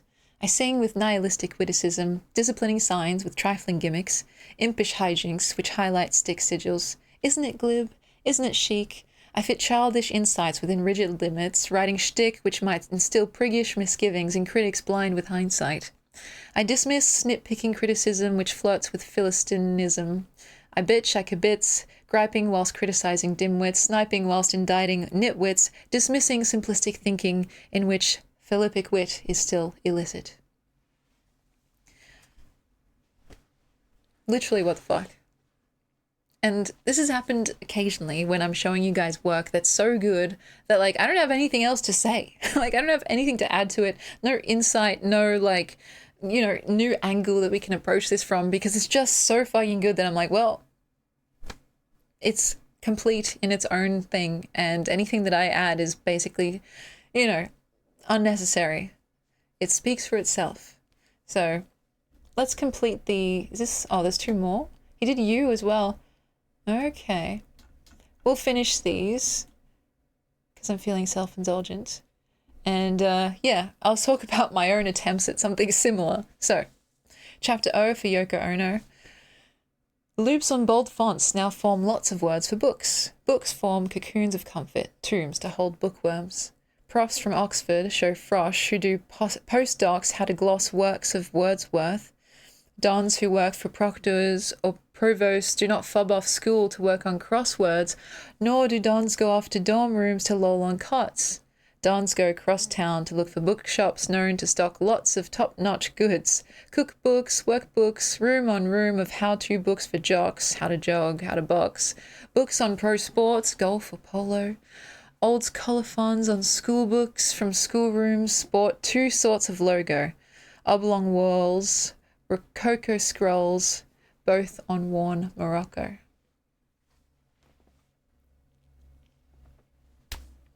Literally, that was a mouthful. Oh my god. Thine ears are complete in their natural angles. Yeah, well, these ears would change the vibe a bit. Yeah, he's just so fucking good. Like, it should be discouraging, but instead it's actually inspiring, because I'm like, damn, if this people out there have brains that can do something like this, then maybe I can do something, you know, I can try and do something like a bit out there and not feel, I don't know, like I should hold back in terms of weirdness or experimentalism, you know? This one is, it looks like it's going to be hard for me to do, but I'm going to try my best. And it's chapter U for Zoo U. No holding back, guys, that's right. So, Colter spurns Ubu, thus Ubu pulls stunts. Ubu shuns sculptor, Uruk urns plus busts, Zulu jugs plus tusks, Ubu sculpts junk for Kunst, and Gluck Ubu busks. Ubu drums plus Ubu strums cruths. Such hubbub, such ruckus, thump thrum thrum, Ubu puns. Ubu blurts untruth, much bunkum plus bull, much humbug plus bunk, but trustful schmucks trust such untruthful stuff. Thus Ubu, cult guru, must bluff dumbstruck numbskulls such chumps. Ubu mulks surplus funds, trust funds plus slush funds. Ubu usurps much usfruct. Ubu sums up lump sums. Ubu trumps dumb luck. Dump truck. Okay, sorry, that's my addition. What the fuck? It is literally the ultimate word workout, and I just don't even know how he even started this or decided to do like this challenge. Now, there is a like school of writers called the Oulipo writers, and they basically try to give themselves weird little rules and constraints to make their writing feel more interesting. Like a very classic one is like trying to write a story or a paragraph or a poem or whatever without using a certain letter, like the letter E. There was a whole book written without the letter E, and that was like a very famous thing. And so I can't remember where Oulipo comes from, but I think it's a French word meaning something to do with constraints. And I think he is kind of part of that school, but just taking it to like the fucking next level. And so, yeah, this is his explanation. The new ennui. And Milk Galaxy, welcome in. Thank you for following. And yes, I totally agree. Weird stuff is fun. It's like, it's what the world needs. We need more people to do the specific weird thing that makes them light up, you know, what sparks joy for them. And there's so many people out there in the world and so many things for people to be interested in. Like, there's always going to be, I don't know, that random niche that you think no one will be able to fill. But if you give people enough time and space and actually the opportunity to do so, they'll be like, actually, yeah, I want to do that thing. And so I totally agree. And I'm glad you're here, my friend. So Gatsby by Ernest Vincent Wright, no letter E. Thank you very much. And welcome in, Kev. Yeah, we've got some funky, fresh first-time chatters in. I love when I get to nerd out about, like, you know, usually poetry, let's be real. And people are actually, like, you know, directly on track with me. It's very fun. Oh, you're a writer. Fantastic. What do you like to write? Poetry, maybe, hopefully. Anything is really, yeah, is like, I'm interested in anything, but poetry is my baby. So let's read Christian's explanation of eunoia and see what you guys think. If you agree with the kind of, oh, it literally talks about Oulipo right there. So eunoia is the shortest word in English to contain all 5 vowels. The word quite literally means beautiful thinking. Eunoia is a univocal lipogram in which each chapter restricts itself to the use of a single vowel. Eunoia is directly inspired by the exploits of the Oulipo, and okay, so this is what it stands for. This is the French, like, explanation, and they, like, shortened it down to Oulipo. I don't know what that means, but the avant-garde coterie renowned for its literary experimentation with extreme formalistic constraints. The text makes a Sisyphean, as in Sisyphus rolling the rock up the hill only for it to fall back down again, spectacle of its labor, willfully crippling its language in order to show that, even under such improbable conditions of duress, language can still express an uncanny, if not sublime, thought. Eunoia abides by many subsidiary rules also. All chapters must allude to the art of writing, which we noticed. All chapters must describe a culinary banquet, a prurient debauch, a pastoral tableau, and a nautical voyage. That is so fucking random. See, this guy, that's what I mean when I say this guy's on a different level. All sentences must accent internal rhyme through the use of syntactical parallelism. The text must exhaust the lexicon for each vowel, citing at least 98% of the available repertoire, although a few words do go unused despite efforts to include them, such as parallax, belvedere, gingivitis, monochord, and tumulus. The text must minimize repetition of substantive vocabulary so that ideally no word appears more than once. The letter Y is suppressed. So if throughout all that he didn't use the letter Y, what the fuck? Is that true? My God, is that true? I'm trying to check now. Wow, I think it's true. So yeah, this guy, I do have some of his other books, but this was my favorite, so my God. Anyway. Kev, thank you for following. I appreciate that. You write tech and science. Oh, tell us more. Like, what kind of tech? It's quite broad. I'm curious. I was at a slam poetry competition a while back and it was very inspiring. I want to start writing poetry. That's beautiful. And honestly, like, I think everyone has a poem or multiple poems just inside them waiting to come out. Like, it's basically like, the way I think about it, you're showing someone how you see the world or how you think about the world. And, you know, with time, I think anyone can learn how to do that. And it's always going to be a process, right? But some of the best poetry that I've ever read has been from people that are just starting out, because the stuff that they write about is so raw and it like hasn't been kind of sanded down the edges of like like stuff that they might teach in or out of you at school. And yeah, if anyone is curious, I honestly say just go for it, you know? Oh, Stevie, welcome in. It's been a hot minute. Thank you for subscribing. My goodness. I can't believe, you know, we have some of the OGs back. Goodness me. And yes, Ancient Greeks does have a lot of bangers. Mill Galaxy, you write sometimes. That's cool.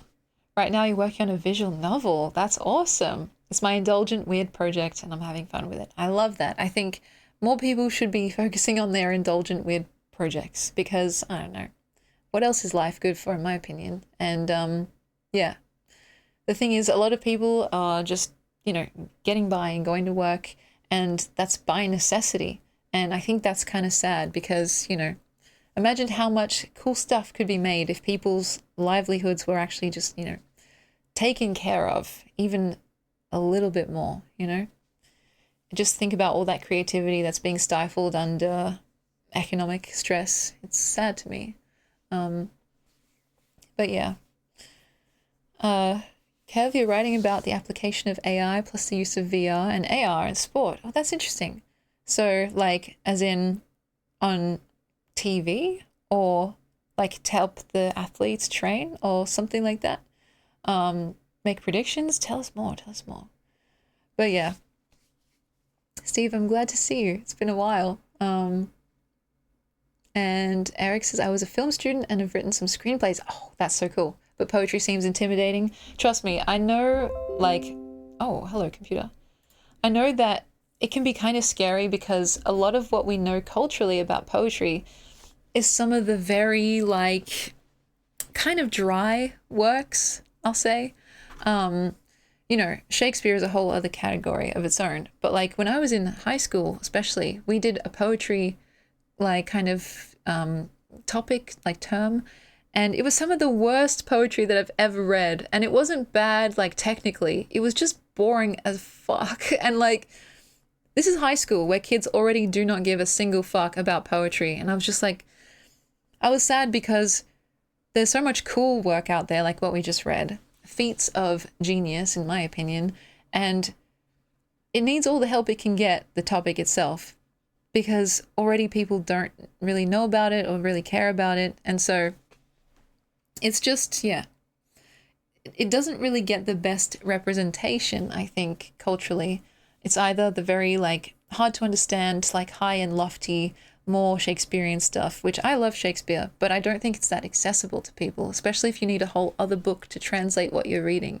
And then on the other side, we have, like, kind of the more, and, like, I don't want to be disparaging, but, like, the kind of more viral, like, Instagram-ish poetry, which has its place, but it's quite, well, you know, you guys know how I feel. We've had this discussion before with the fucking ice cube. No, I can't. I literally can't get into it right now.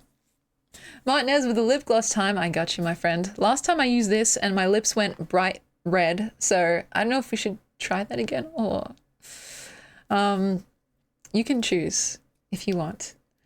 But yeah, it's just like the Instagram poetry has its place, and as someone with the philosophy of, like, maximizing pleasure and minimizing suffering, I think if that stuff gets people into poetry and is like the gateway drug, so to speak, then I could never, ever, ever begrudge it or, like, hold judgment in my heart for those writers, right?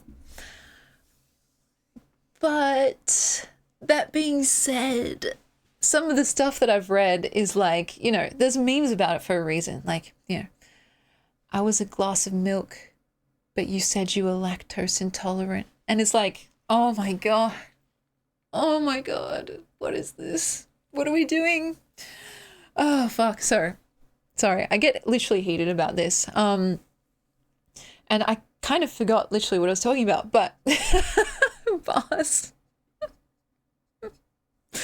It's just sad because there's this discipline, right? Poetry in general, this art form that has, in my opinion, I might be a little bit biased, a very unique capacity for creating and transmitting feeling, right? A specific kind of feeling with an economy of language, etc., right? And here we are, not really showing up with our best for the people that need it most. Because, like, obviously the poetry nerds who already like it, they will tolerate the, you know, the viral stuff, the Shakespeare stuff, the bad stuff. But that's not the kind of people you want to bring over because they're already there. You want to bring over the people that haven't heard of, like, much poetry before, that haven't read much of it, that don't really know what it's about or the traditions behind it. And so it's like, really? This is our troops that we're sending out into the world. It's just not a great rep, you know? And yeah, it's just kind of, it's sad because think about all the cool poetry that we've read together over the years, over the streams. Like, that stuff goes mostly under the radar, and especially if it's more experimental, when that might just be the thing that actually gets people interested in the first place, right? Some of the poetry I've seen on Twitter has my eyes rolling back into my head.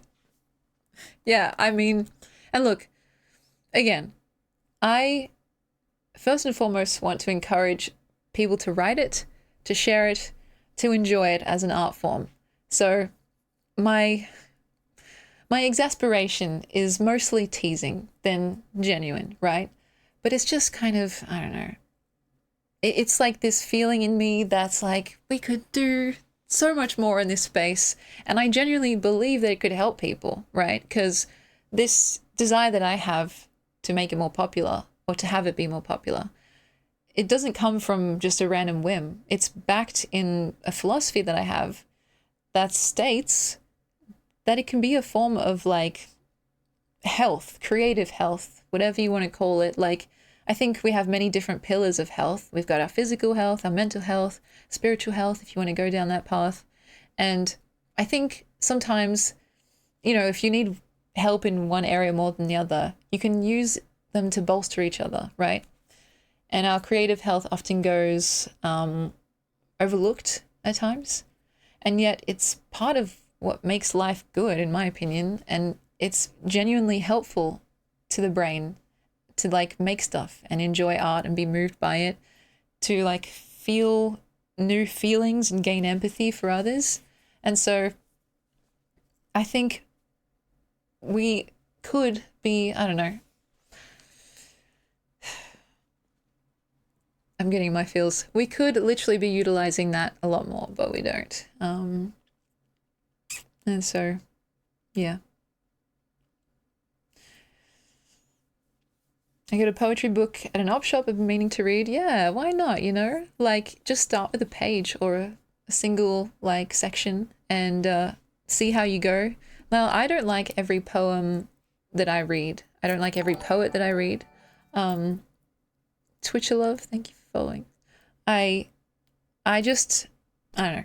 I want people to find their thing because there's something out there for everyone in terms of poetry.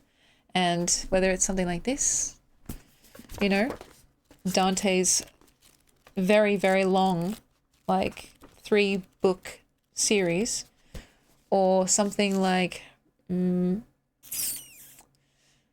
Christian Bach's work, or even micro poetry. Like, don't confuse Instagram poetry with micro poetry, because, like, some of the best poems that I've ever read have been like 1 or 2 lines long.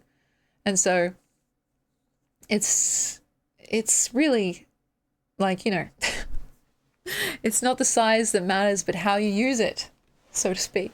But yeah, everything comes back to poetry at some point. Oh yeah, everything comes back. Poetry has to at some point. I hope so. Like, I think that it comes in cycles, like fashion comes in cycles, trends and stuff. It's like, you know, sometimes trendy, sometimes not. I think poetry has been slightly revived with, like, the Instagram stuff, but yeah. The Ice Cube, guys. I was a glass of soda and you fully drank me up. Literally. And look, you know what? Maybe the reason I feel like I can actually, you know, kind of playfully tease Rupi Kaur more so than other famous like Instagram poets and stuff is because like I don't think you guys understand how much money Rupi made from her books, like Milk and Honey and stuff like that. An obscene amount of money. Like, I'm going to look it up. How much, I don't even know if there's a number for it, like if it's recorded somewhere from all the different sales and books, but how much money did Rupi Kaur make from Milk and Honey?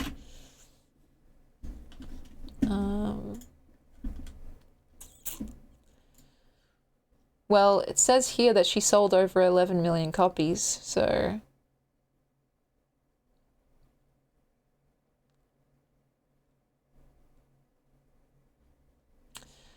$11 million.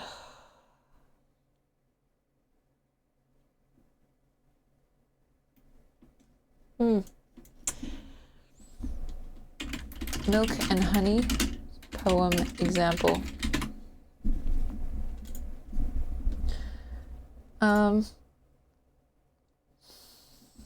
Now, this is, yeah. If anyone can't see it, like it's too small, this is what it says. Stay, I whispered, as you shut the door behind you. And now look, I'm not trying to cherry pick here. I just typed in Milk and Honey poem, and I can just click any one at random and it will be the same vibe. Like, and here you are living, despite it all. Now, that's a nice sentiment, you know, but look, I even have a poem that's kind of similar to that. And so, okay, not to compare us like, oh, aren't I so much better? I'm just trying to explain like the difference between something that's maybe a bit more detailed. So if I can find this.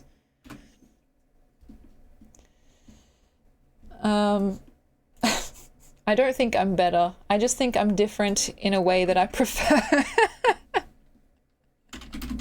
Wow, how diplomatic is that? This is what I wrote. It's the same, literally the same sentiment. And I'll show you guys. My website is titled Marvelous, Marvelous. Okay.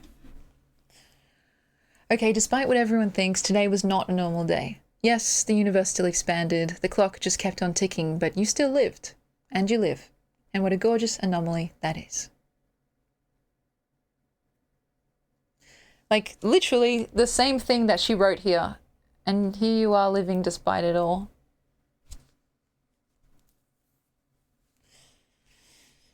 Yes, fortune cookie vibes. Yes, yes, yes, yes, yes. That's exactly what it is. And look, people like fortune cookies. I love a good fortune cookie. It's like delightful and, you know, kind of cutesy and fun in the moment, but it's not really like that moving, you know? And I don't know, I just feel like I have a bit more leeway to tease when she's sold 11 million copies. So, but yeah, my gosh. I'm going to paraphrase something my mum paraphrased that my aunt once said. I love this. Every time you have a clothing item go out of style, put it in a big box. By the time you fill it, just turn it upside down and the stuff on the bottom will be in style again. That's honestly so true. One day poetry will be on the top of the box again. Holy shit, that's perfect. And weirdly topical because I do have a lot of new clothes that I got from my grandma and literally all of them are so trendy. This is not, this is just my own. But all of the shirts and stuff that I'm like, wait, what? She was actually a baddie. And so, yeah, you're absolutely right. Oh God, I can't, guys. This is just gonna rile me up. This is literally riling me up. Oh God, okay. I have to scroll quickly past some stuff. Okay, ready? If you were broken and they have left you, do not question whether you were enough. The problem was you were so enough, they were not able to carry it.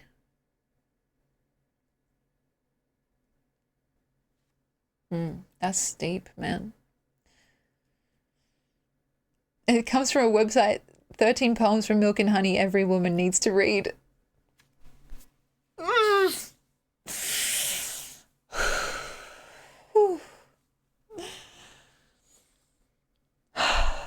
Breathe in and out.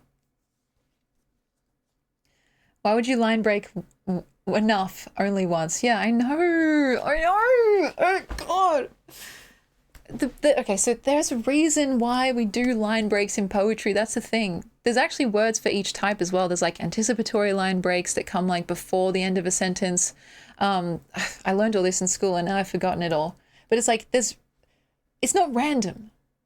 It's not like, oh, I just feel like it, so I'm going to put a space here. Like, unless you're going very experimental. But this is lineated almost so like it fits on a square so it can then go onto Instagram nicely. You know what I mean? It's like the art is deferring to the social media platform. And it's just like, sorry, I'm actually getting heated about this. So, yeah. Like, sometimes with good art, right, the line breaks look like kind of random, but they're actually chosen very, very, very, very, very specifically. And when it's really, really good art, the work, as in the work that they put into it, is so good that it's invisible. You can't tell what they've done and why. You just know that it feels good and right and smooth. But here, it's like, it's breaking up the flow in ways that it should not potentially be broken up in. Like, the point of a line break is to like stop talking for a short amount of time. Like, if you are broken and they have left you, do not question whether you were enough. The problem was you were so enough, they were not able to carry it. And it's like, oh my God. I literally do not get heated over anything else like this. Oh my God. The way they leave tells you everything.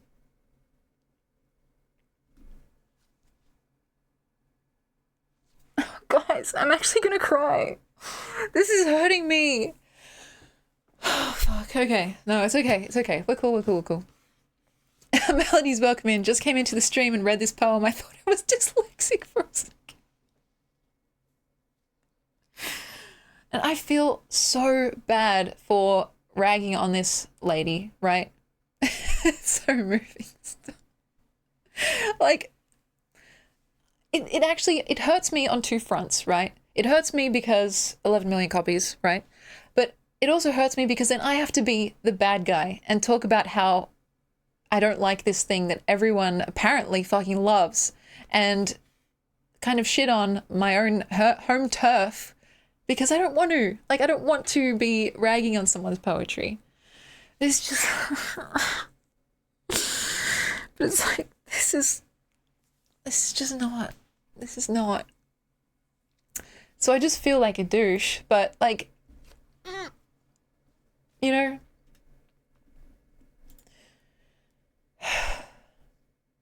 It's very fortune cookie, like, you know, most basic aphorism that you've ever seen that you probably learned as a child. Like, oh God.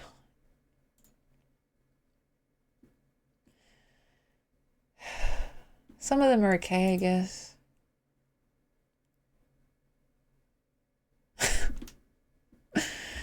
Your mother.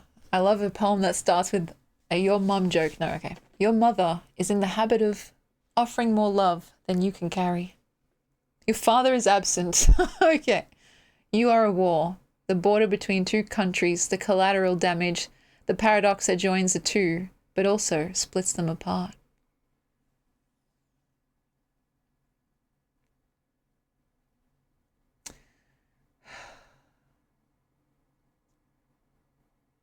your mother saw me last night. I'm glad you guys get what I mean. And please know, it's not always like this, in the sense that I loathe to rag on someone else's creative work. It goes against my entire being, right? Because my whole philosophy is centered on getting people to make stuff, right? And so I feel like I'm going against that when I express my frustrations. But, Panda, you make a really good point. There is a sense of diluting the medium, and just the fact that she found so much success with this. Look, it did bring people into poetry, which is good.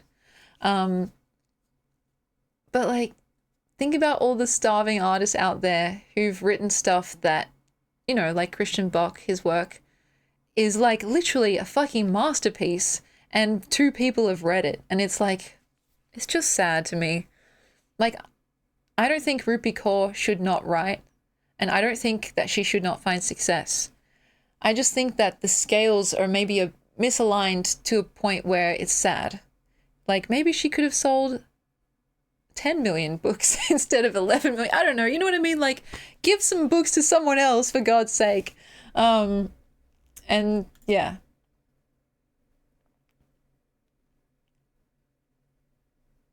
My favorite poem, Rupi Kaur, You Are a Force.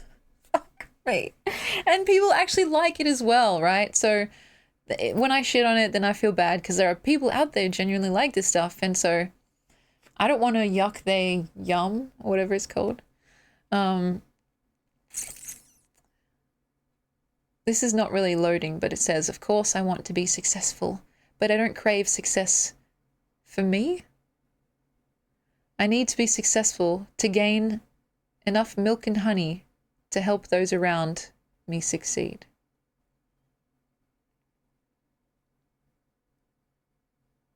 It's very marketable and palatable poetry, exactly. Look, I'm going to try and find one that I like, because I do have a book, but what I did to it I can't really say. Oh, fuck me. Okay, no, not that one. You know who does the kind of short and sweet and like borderline Instagram poetry well is Rupi Kaur.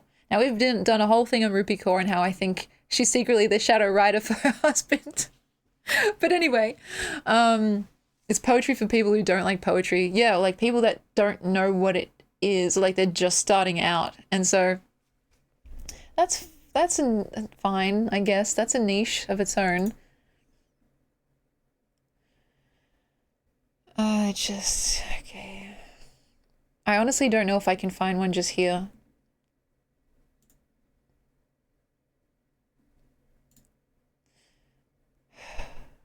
You see the like light leaving my eyes, guys. And again, like this stuff that's actually really like really important, like social and political topics being distilled to a don't yell at your daughters, it's bad. It's like, yeah, no shit. Like, we already know that. People know that. Do you think the people that like are fucking verbally abusive to their daughters do it thinking, oh, this is actually fine? No, they do it because they know it's bad and they don't care. They get something out of it, obviously. Oh, it's like, it misses the point so completely. You know what I mean? Someone who fucking verbally abuses their family members isn't going to read a poem and then change their mind.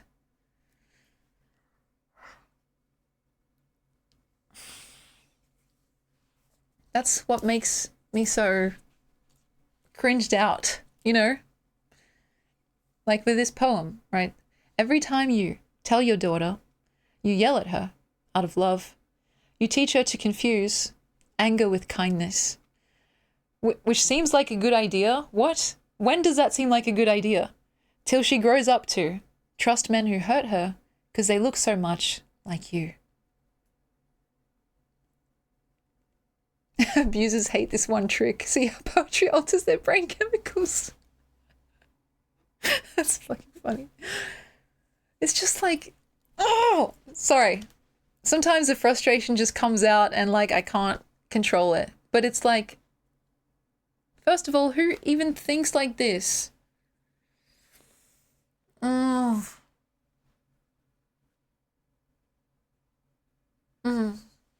Okay. Okay. It's okay. It's okay. We're okay, guys. Oh my God, I'm actually dying. Please, someone help me. Please. Don't mistake salt for sugar. If he wants to be with you, he will. It's that simple, girl. Yeah. Oh, okay. I can't do this, guys. This is literally the hardest stream I've ever had to do. Oh, God. This is why we don't do this usually. And every time I feel like I can get out of the stun lock, I just come back to 11 million copies. Oh, God. This is actually rage bait, and I'm shivering, like I have chills. Okay. I need to actually read some good poetry. Like, I need to cleanse my palate, but guys, I'm actually deceased. I can't do this. Okay, wait, this is actually good. Okay. Hey diddle diddle, the cat and the fiddle, the cow jumped over the moon. Okay, phew. Guys, we're so back. Oh wait, what's this? Oh no. I can't even read that, it's too small. Oh, fuck me dead. Oh, God. First of all, what even is that? Oh, it's a tongue. It wasn't you I was kissing. Don't be mistaken. It was him on my mind. Your lips were just convenient.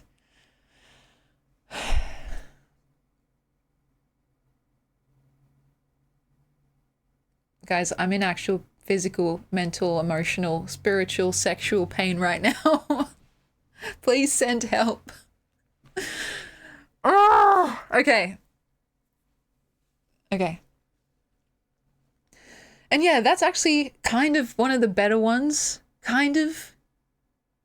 Your lips were just convenient. I think if this were expanded upon, it could be something. But she never actually teases out the fucking main point of what she's trying to say. Oh, okay, sorry. Rupee, we're all rooting for you, girl.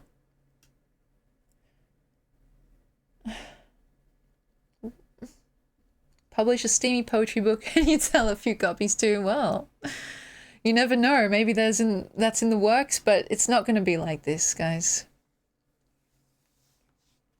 She tells and doesn't show. That's exactly right. Like, she's got the, like, genesis of an idea. Something that's kind of interesting, right? Like, you're like, okay, I can see where this is going. But it's actually not going anywhere. It's already been. Like, that's the poem's over.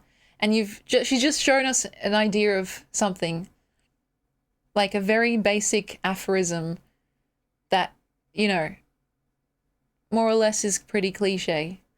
My God, I feel so bad right now.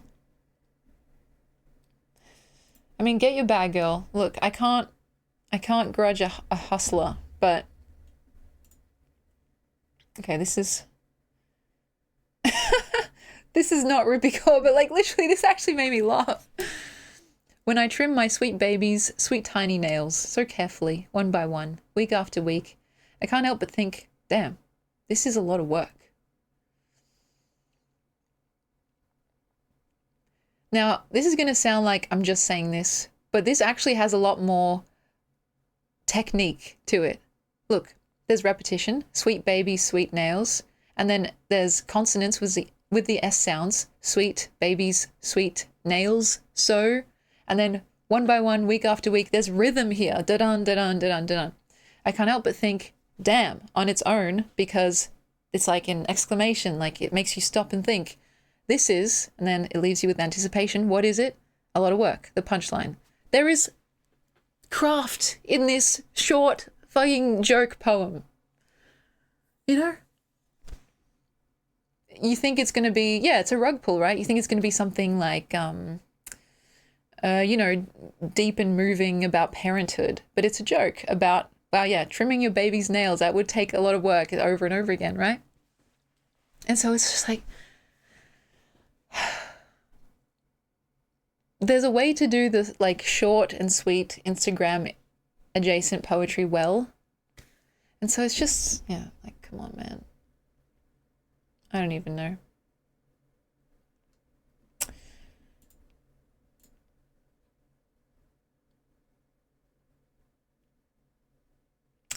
Stito, welcome in. Sorry, I'm just like crashing out right now.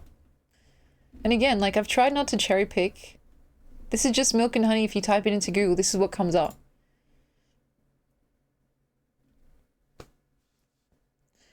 How is it so easy for you to be kind to people, he asked. Milk and honey dripped from my lips. Okay, at least there's some internal rhyme there. As I answered, 'cause people have not been kind to me.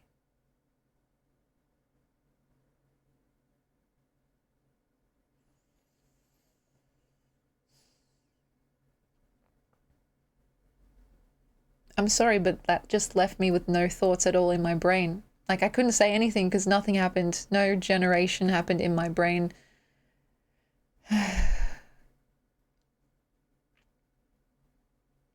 And yeah, I think good poetry, or at the very least somewhat decent poetry, should leave you with some thoughts and feelings about it. Maybe something that sticks with you after you finish reading it, instead of just like glossing over your head. Like, and yeah, she's literally talking about how she's so kind. Like, who writes about themselves like this? Like, guys, I am so kind, so sexy, and so unbelievably humble. You know, like, that's the whole poem. Because people have not been kind to me. So I just had to become this Ubermensch. Like, there's a way to be like coy, flirtatious, even slightly arrogant in a fun way in poetry. But yeah, but also I kiss people and think of someone else. That's not very kind, Ruby. No, look, okay, this is, I'm talking to the speaker, not the author. The Ruby mention. You guys, literally each and every one of you guys could write a poem that was like more technically advanced than this stuff. And I believe that with utmost sincerity, like hand of my heart. It's like, I just, you know, I can't. What is stronger than the human heart, which shatters over and over and still lives? I don't know, guys. What do you think? I'm the humblest. No one has ever been as humble as me. Oh, God. Rubycore is a good reason to try a hand of poetry? Yeah. You know what this is? Millennial tattoo bait. That's so fucking true. Oh, and I'm sure there's so many people out there with tattoos that say this stuff. Oh my God. There's people that have it on their bodies permanently. Okay. Yeah, I could write that one. Yeah. Yeah. Yeah, at least the drawing's kind of cute. At least 1,000 tattoos. Oh, God. That's so bad. Don't remind me of the reality that we live in. Oh, my God. Oh, my God, guys. All right. It's going to be all right. Thank you, guys. I'm actually crashing out. I have to stop at some point because this is turning into actual self-harm. Oh, God. I do not want to have you to fill the empty parts of me. I want to be full on my own. I want to be so complete I could light a whole city. And then I want to have you, because the two of us combined could set it on fire.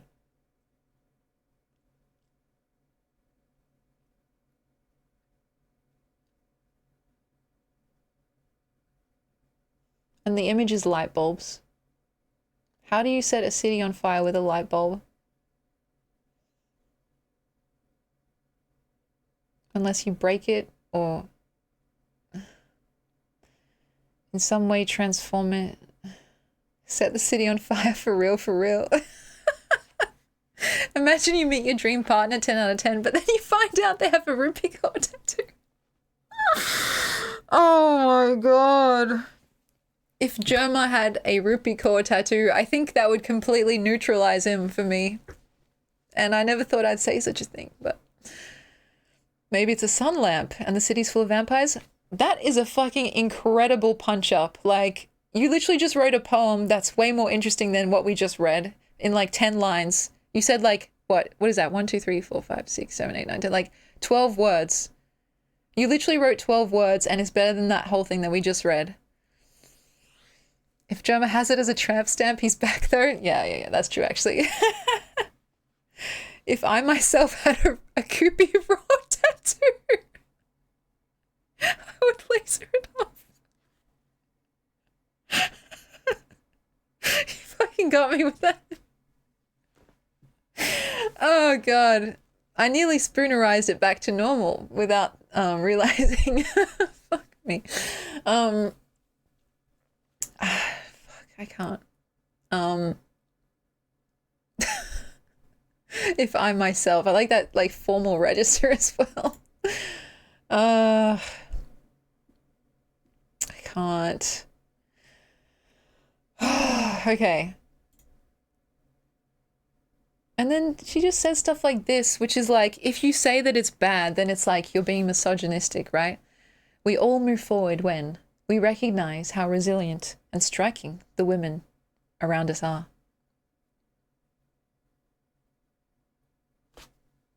That is not insightful. Oh my god. I mean, I guess.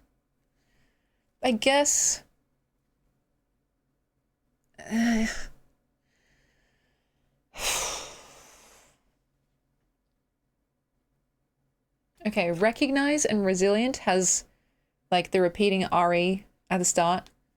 Recognize, resilient, striking. But it's just like, yeah, girl power type beat. But it's just so empty. It feels like a platitude, you know? She might be a CIA asset. Yeah. Honestly, I don't know. I feel like that could be true. Wait, related searches, deep milk and honey poems. Oh god. No, I can't. I'm actually gonna get the fuck up and leave, and the rest of this stream is just gonna be an empty fucking chair. Oh, God. First of all, just look at this picture. So we all kind of know where this is going, right? You must have known you were wrong when your fingers... I can't even say this.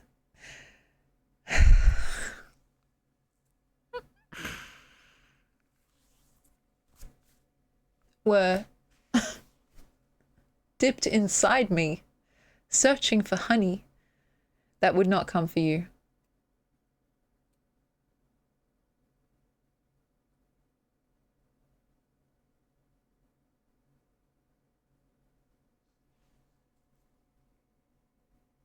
I think I'm actually like, I'm just done. I'm hurt by this. I'm fragmented by this. I'm chilled by this, and I don't like what's happening right now. I need my mom to come and pick me up. She should be banned from sex for writing that.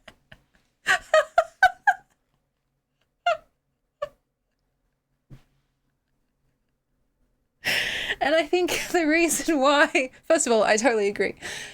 The reason why this is hitting so hard is because we literally just read some of the best work ever with Eunoia. And to come from like such a high to such a low, it stands out all the more. And still, I'm just thinking about the craft that she could have employed with this. If she's going to write something like this, like, you know, dipped inside me, searching for honey. Like she could have ended the line on honey and then started that on the next line. And it's like, it literally, okay.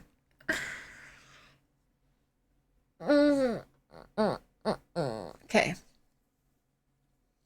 If there's a honey-like consistency, someone's kind of dehydrated. Yeah, exactly. It's not even like, okay. Okay, let's move on because I can't stay here. I cannot stay here. I cannot stay here. Again, this is just so empty.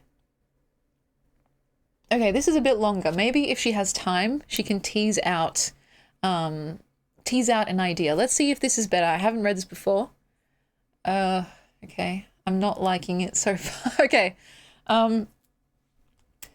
Did you think I was a city big enough for a weekend getaway? I am the town surrounding it, the one you've never heard of, but always pass through. There are no neon lights here, no skyscrapers or statues, but there is thunder, for I make bridges tremble.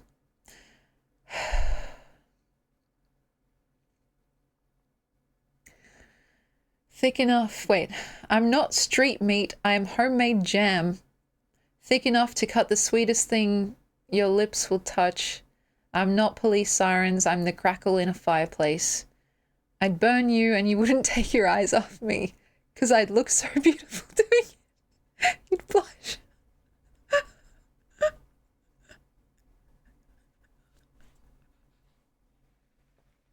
Oh my god.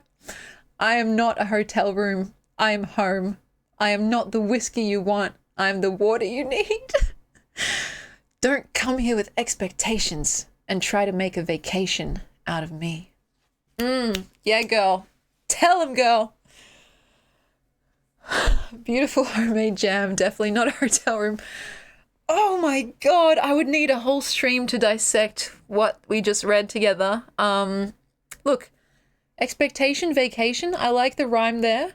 I like the pass through and statue. There's some kind of rhyme there too.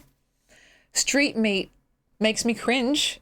Makes me think, oh no, don't say that stuff. Is she calling herself thick as well?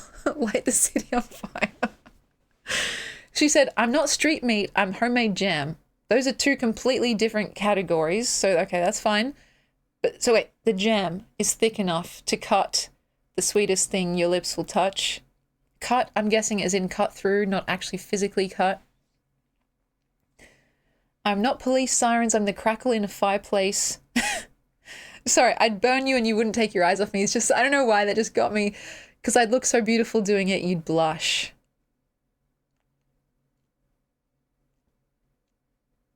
I'm not a hotel room, I am home. I feel like street meat after reading this. And yeah, jam is usually sweet. She's sweet enough to cut through the sweetest thing. Look, you know what? Ben, you've got a point. Street meat is visceral. Like, it's like, whoa. But that's something that could only work if you're going for the kind of like more crude, vulgar, Bukowski-esque style.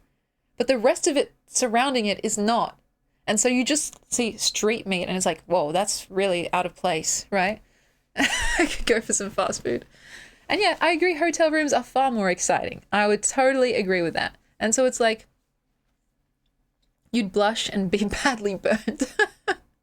And I think, was it you, Ben, that said it's always so grandiose? Absolutely. It's like, okay, maybe this is just me, but if a certain person has certain attributes, if they truly have them, they don't need to say it out loud, and especially not so often and so forcefully. Like, someone who's got Riz doesn't go around shouting, oh my god, guys, I have so much Riz, I'm literally the Riz master, I have so much Riz. They just exist and people see that person and think, oh, they have Riz, right? The same thing about being bold or beautiful or like, you know, whatever she says here, being the water you need, like, okay, you know, like, if you've got it, you don't need to say it. It's just obvious, right? It's different when you're talking about someone else. Like the affirmations that we do, it's me telling you guys as a token of the the depth of my gratitude and sincerity for my feelings, right? But I'm not doing those affirmations saying, guys, I am beautiful. I am a fire that's going to burn you and you're going to like it. It's like, what the hell? Like, who talks about themselves in such a way? And in fact, I think it doesn't even help the problem that it's trying to help, aka insecurity. Like, you can't compliment yourself into being a secure person. You know? The only way to become more secure as a person is to align yourself with things that you find worthy and secure making, if that makes sense. Like, I don't think I'm okay. I don't think I'm good at this or good at that just because it sounds good. I think I'm good at this and good at that because I actually believe in that stuff, put effort into it, and like see the results. You know what I mean? Like when it comes to writing, for example. And like anyone can say like, you know, I'd look so beautiful doing it, but it's like, okay, what the fuck? That's, how do you know? How do you know if I would blush? Okay. I don't know if I'd be blushing. I think I would be running away and just, street meat. That's crazy. Well, maybe we found a part that we like, guys, and it's 2 words. And it's this thing she said that she wasn't. And yeah, she's definitely one hell of a marketer. I totally agree.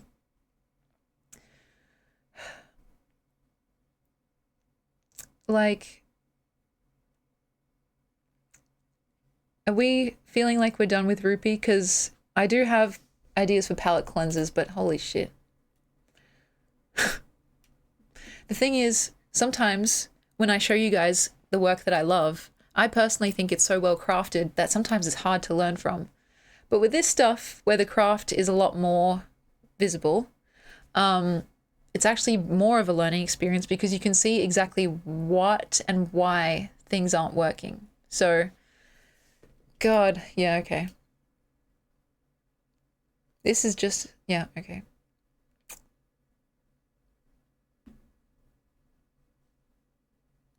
Can I share a cool and also funny poem? Sure, I can try and look it up. In the meanwhile, I'll show you guys one of my favorites. If it comes up. Sinna? Oh gosh, I hope I remember it. Quenius? Aquarius? It might not come up.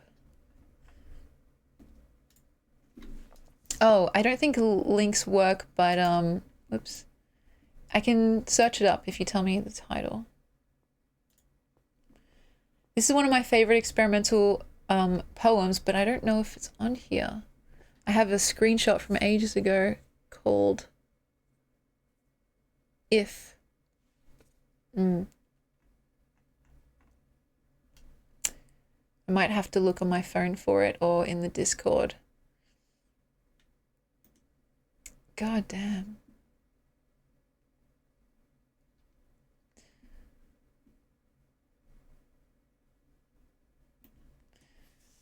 Google fart brings you across the river. Are you serious? Or is that a prank? Wait, let me come back here. Just so I'm not like bamboozled.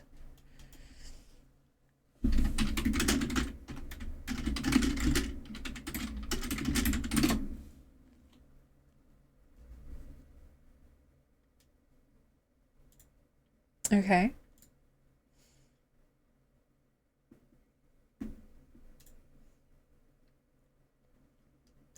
Thinking of the Zen poet.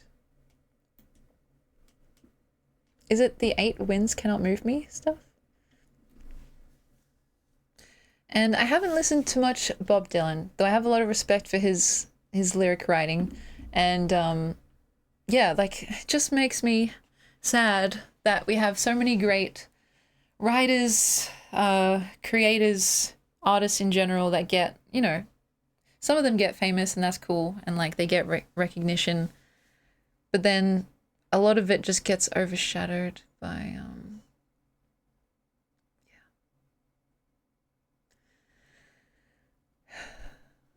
The 8 winds cannot move me. I think this...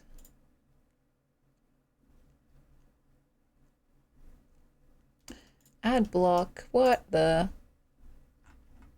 There's a Medium article about it. Okay. Here.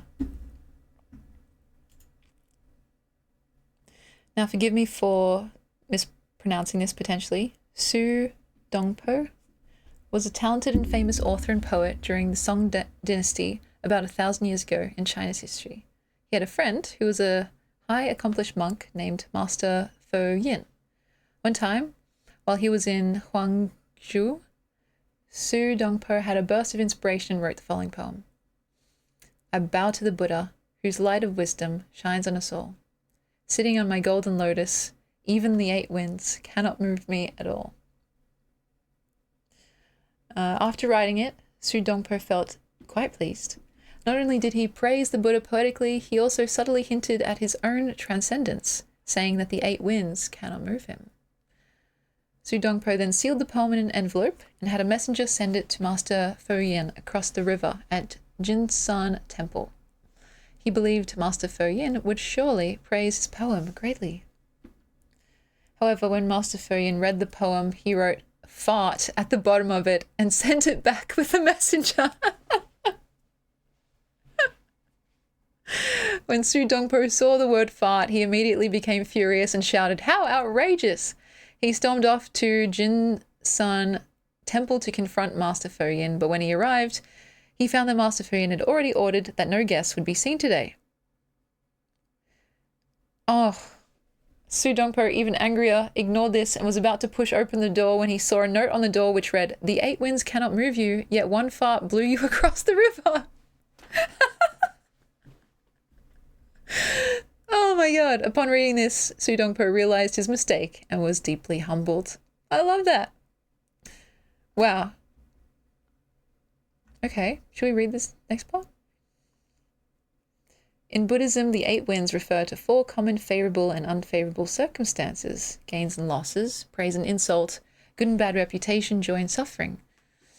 Buddhism teaches us to cultivate the mind so that whenever we encounter any of these 8 winds, our mind and emotions remain unmoved and undisturbed. Literally, I need that because I was moved and disturbed in a negative way just then.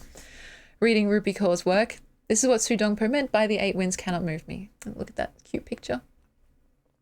This story teaches us to be vigilant in guarding against pride. Obviously, no one likes people who are arrogant and full of themselves.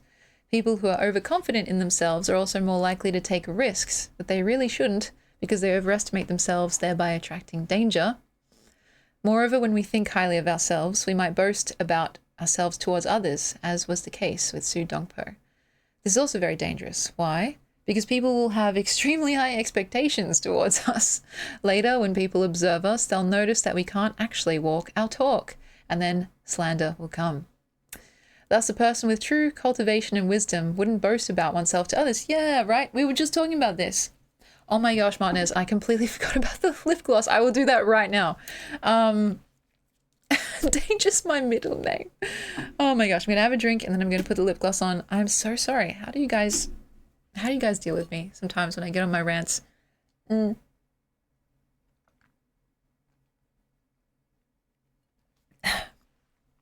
As Ezra Taft Benson said, with pride there are many curses. With humility there come many blessings. Totally.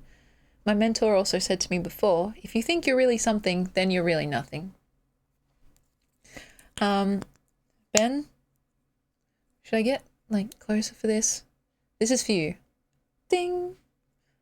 And we're gonna watch in real time as I get an allergic reaction, maybe. Pleased. I'll give you another one, Ben, because I'm in a little small camera right now, and that's not really fair. The rants are part of your charm. That is a very, very nice thing to say, Cody, because it's one of the things I'm most self-conscious about. And it's never on purpose, I hope you guys know. I never intend to miss what someone's written or done the cherry point thing for.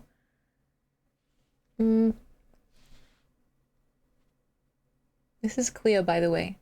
So if my lips go a different color, it's because I'm getting an allergic reaction in real time. Oh, the things we do for beauty. Yeah, beauty is pain, bright red lipstick, allergic reaction, youch. That's actually, again, I'm not just saying this. There's more craft in that than all of the Rupi Kaur poetry that we just read. Let's see. How's it look?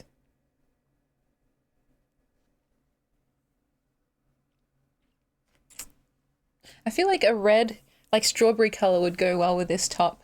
Oh no, it's meant to be like lip plumping. It's called Diamond Milk. That's evocative. A Diamond Milk Gloss Bomb. 4 words. That's a poem. And my God. I'm sorry, guys.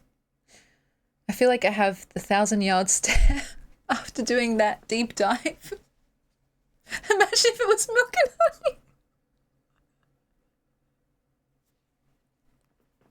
Cut the cameras. Oh my God. I mean, it kind of... Look at that. Not sponsored.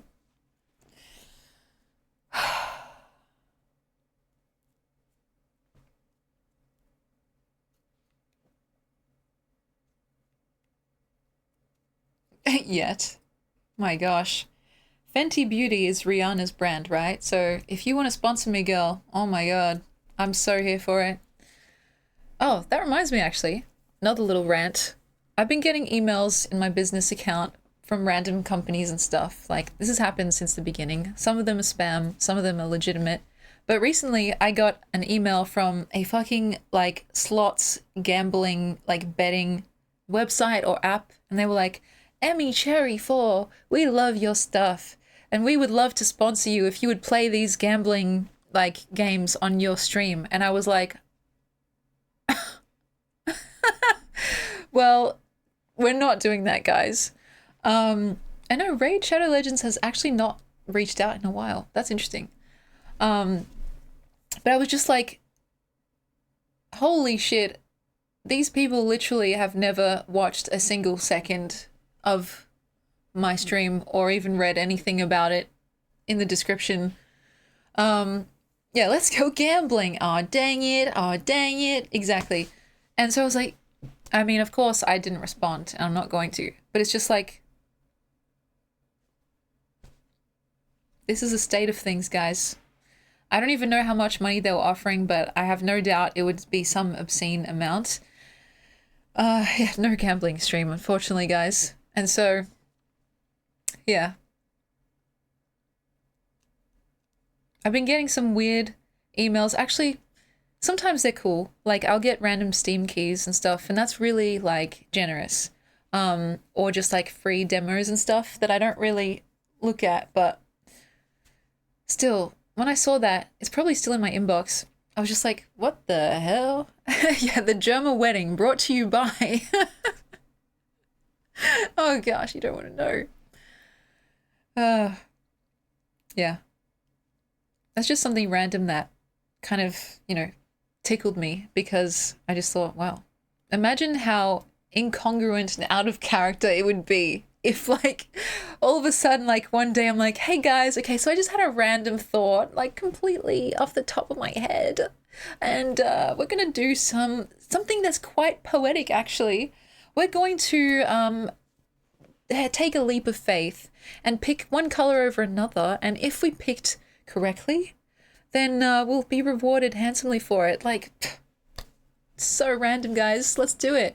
And it would just be like, what the hell? Like, Emmy sold out. And so don't worry, guys. I am not planning to do anything like that anytime soon. Just rocks up and does a pokey stream.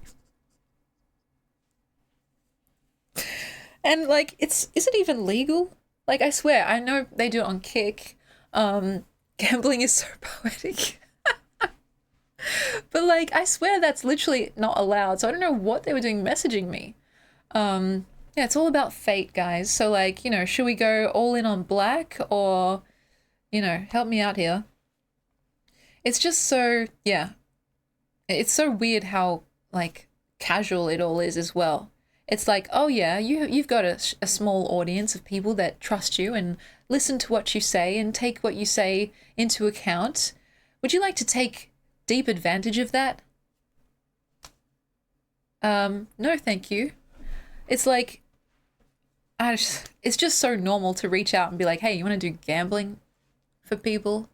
And there's like no risk for the streamer because they get credits or coins or fucking whatever the fuck they give you.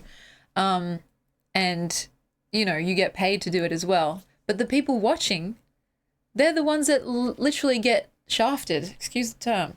It's just like, okay. Twitch recently did a gambling deal with someone. Tell me more. Rupee core slot machine where all the icons are different poses. That's the opposite of winning. That's like, I don't know. I don't know what that is. That's like if I turned my life around and became a horrible person and lived the rest of my life as a horrible person enough to grant me passage into hell upon my death, that's what would be waiting for me. A slot machine where when you pull the lever, it's all just Rupee core poems, you know? Like, I can't think of anything more damaging to my soul.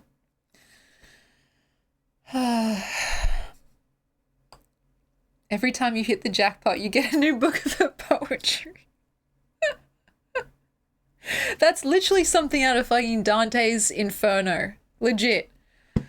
Then the slots don't align. They have random line breaks. Yes. Okay.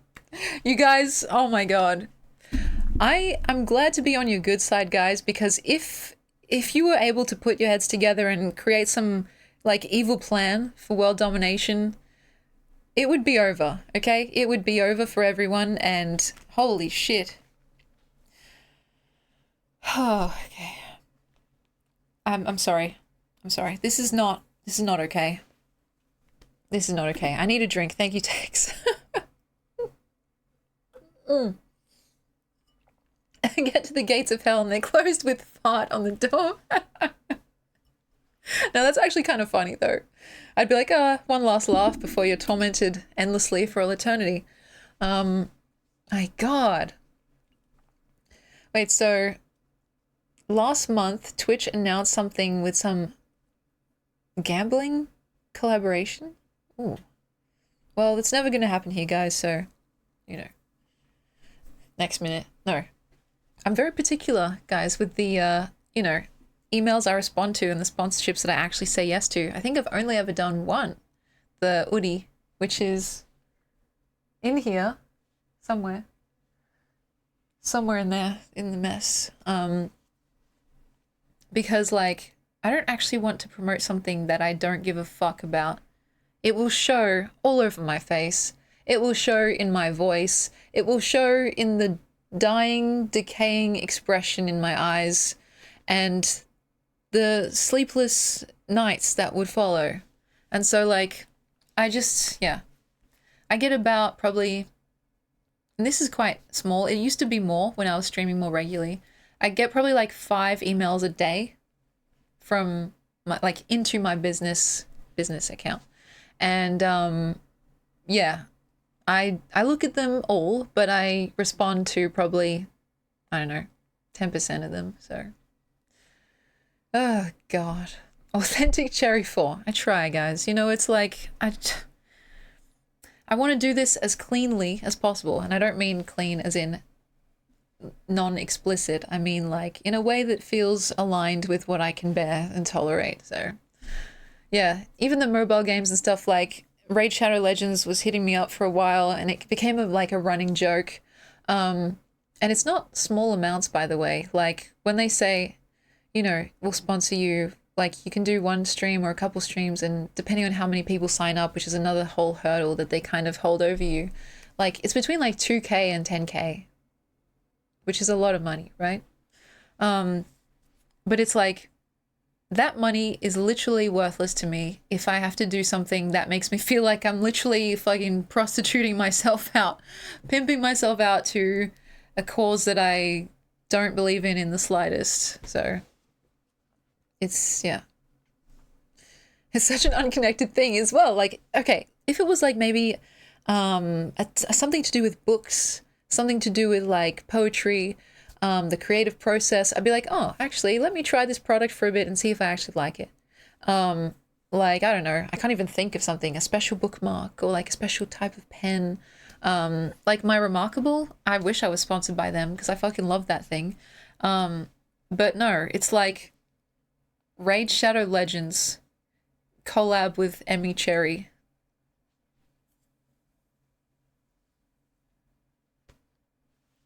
Okay, that makes sense. Audible, that's a nice one actually. I don't know if people would want even more of my voice after 4 hours of hearing it, especially in a stream like this where I'm exasperated AF. But yeah, something related to reading and writing, like that kind of makes sense. But I think these companies, they either have bots to do it or they literally just don't even read your profile and they'll just spam out emails to anyone who will accept, and then, yeah, just, they're really just about spreading the word. So, but yeah, at this point though, there would be nothing that could align with this stream more than a raid collab. Yeah, the irony is so thick, it like wraps around back into being like actually, you know, making sense and being on brand. So, well, oh gosh. I mean, more of your voice and yes, please, in fact, smooth operator. Okay, let's see if I can actually manage it after all my, you know, my hyperventilation before. Smooth operator. Is that okay? Damn, okay. That was kind of good. The tremolo just hit different. Oh yes, Ben, I said I would give you another one. So this is for you. Ready? Ding! And the other side. Ding! Same sound. Sorry, I only have one sound. Ding! I don't know. Wonderful, wonderful, wonderful. I'm glad you guys think so. Now I need to find this poem because the one I was thinking of, well, okay, if I can't find that one, I'll find the Good Bones one. Because we can't stay with Rupee any longer. So this is not the one I was first thinking of, but it's still one of my faves, Maggie Smith. My gosh. Can you wink with both eyes at once? Ding! Oh gosh. So let's come back here and see if you guys can see that. Is it too small?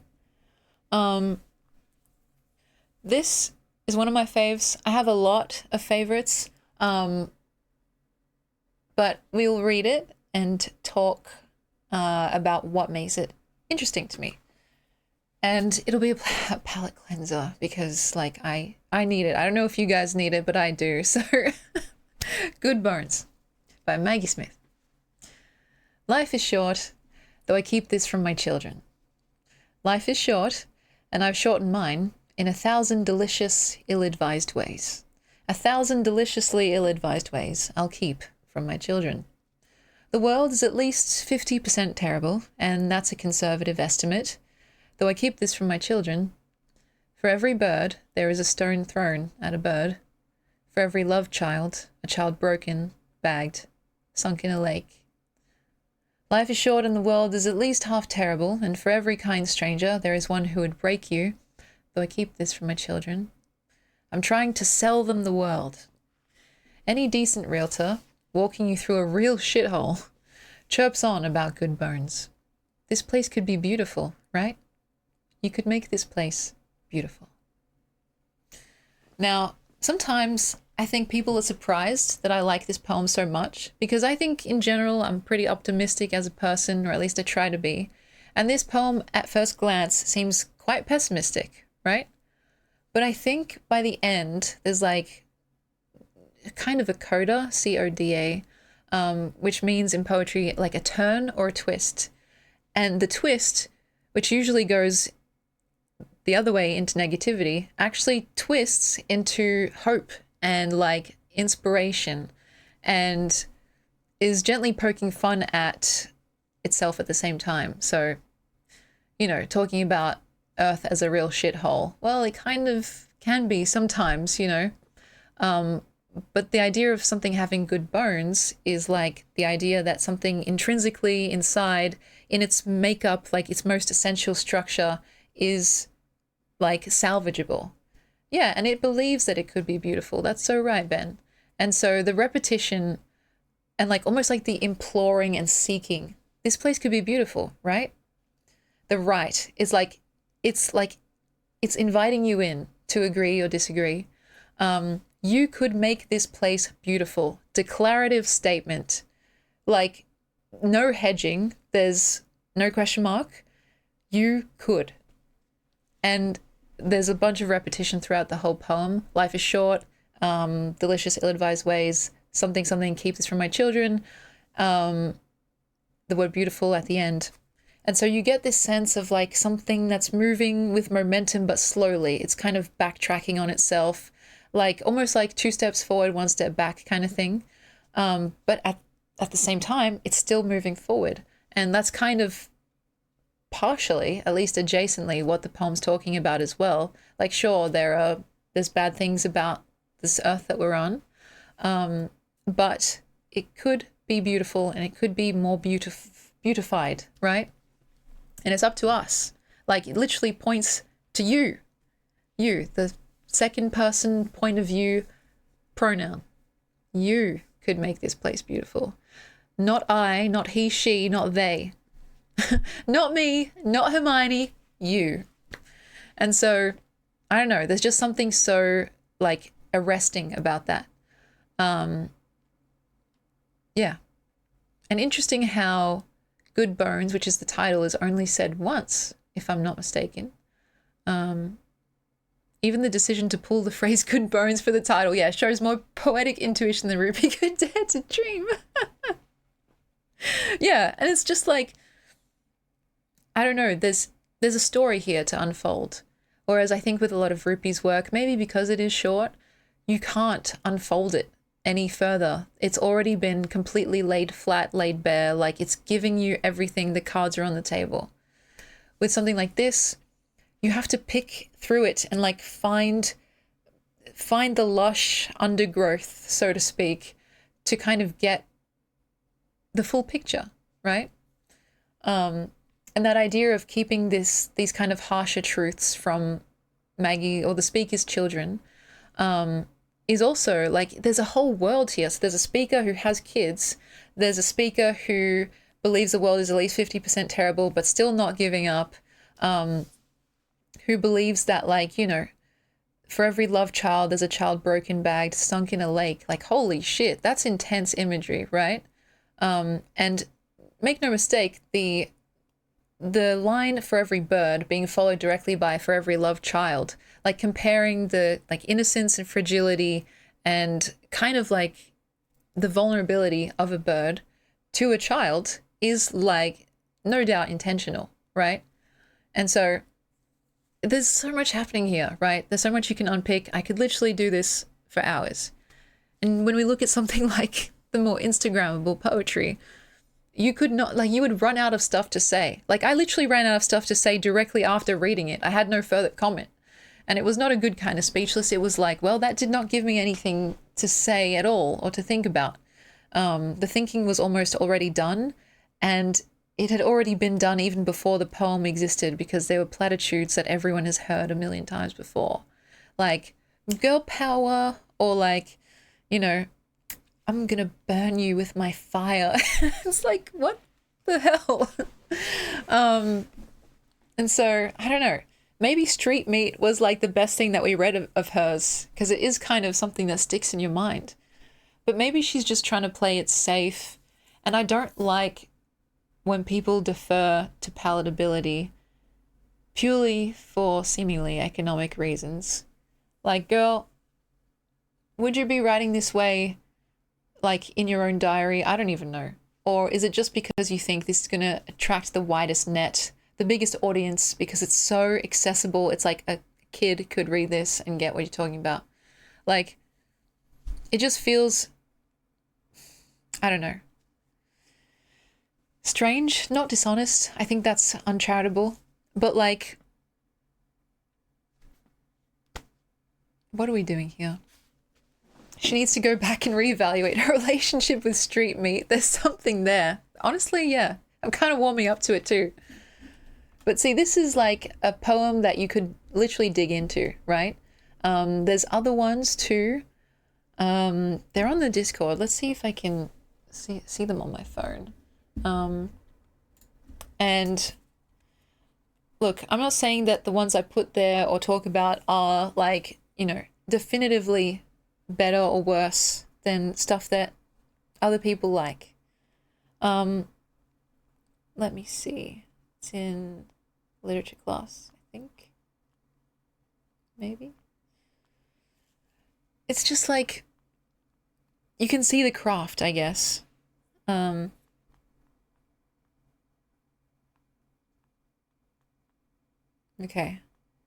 I'm gonna try and find the poem that I was originally thinking of. Warming up to street meat is crazy work. My God.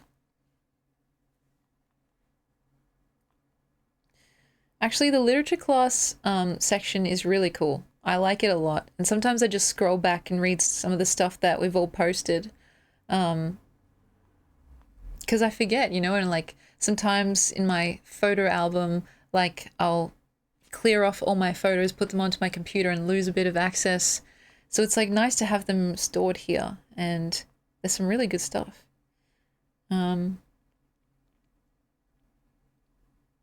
This is a short one, short and sweet. It's not the one I was thinking of, but it's called The Shirt by Jane Kenyon. And we have looked at this before, but bear with me. This is like what Rupee could be, honestly. The shirt touches his neck and smooths over his back. It slides down his sides. It even goes down below his belt, down into his pants. Lucky shirt.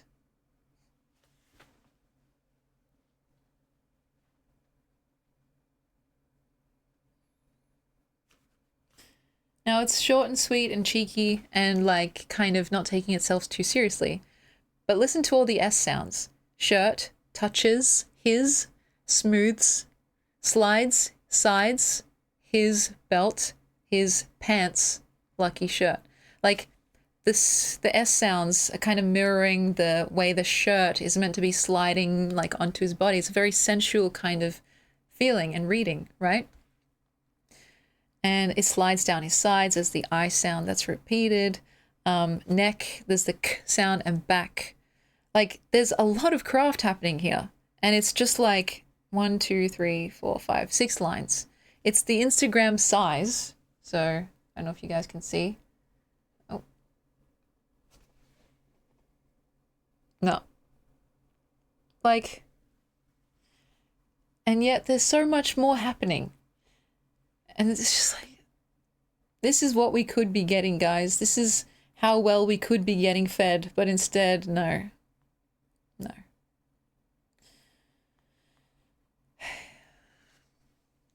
Cody added some poems in there. Okay.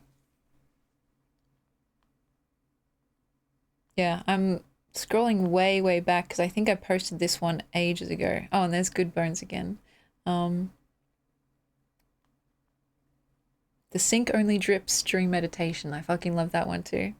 Lauren Krauss. Let's see.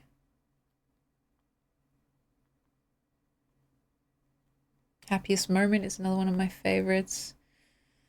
But I don't even have time to get into that because it's like a whole thing as well.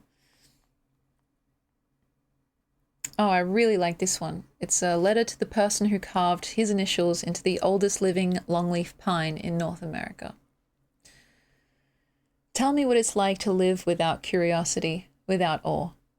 To sail on clear water, rolling your eyes at the kelp reef swaying beneath you, ignoring the flicker of mermaid scales in the mist, looking at the world and feeling only boredom. To stand on the precipice of some wild valley, the eagles circling, a herd of caribou booming below, and to yawn with indifference, to discover something primordial and holy, to have the smell of the earth welcome you to everywhere, to take it all in, and then to reach for your knife. Like, what a read. Matthew Altsman. Because this is a real thing. I'm pretty sure someone did do this. The oldest living tree in North America, like someone found it or something and like put their initials in. And it's like, first of all, yeah, I guess it's a human thing to want to mark, to claim, to capture. But then it's like, I totally agree with this speaker in this poem. It's like, can you not see the world outside of your own self? Like, did you feel so compelled to put your mark here because if you didn't, you would feel like it wasn't worth the trek or like you didn't exist? It's like to physically carve yourself into the earth because of what? You wanted to feel big, big, strong man? I don't know. It's just like, I agree with the very sardonic and kind of like, I don't know, almost like pathetic implications of this speaker's poem. Tell me what it's like to live without curiosity, without awe. Like, that's a very harsh thing to say to someone, but it's kind of fair enough, you know? Oh, I found it. Finally. Only asshats cut trees. I totally agree. Welcome in, by the way. This is a poem I was thinking about before, and it's more like experimental. So if you don't get it or if you don't like catch all the words, that's fine. It's meant to be more like it washes over you, right? It's titled If by Sina Quarius, 2006. So, if you open your mouth, ache. If you don't open your mouth, swelter. If you open your mouth but hold your breath, ether. If you look for colour, coral and tea leaves. If you follow the moon, wet and concrete.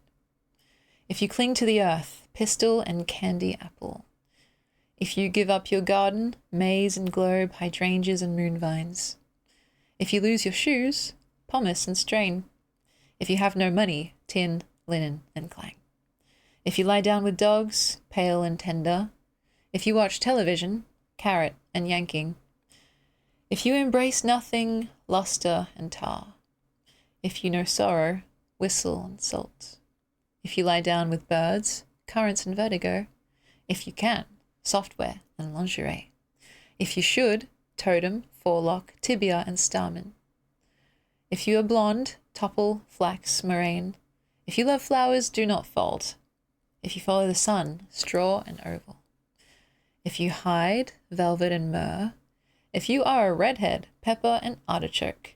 If you eat only limes, knossos and paddle. If you sing, ozone, crackle and stir. If you are wanting, scathed and shrouded. If you open your eyes, salt lick and clover. If you lie down with cats, ankle and dock.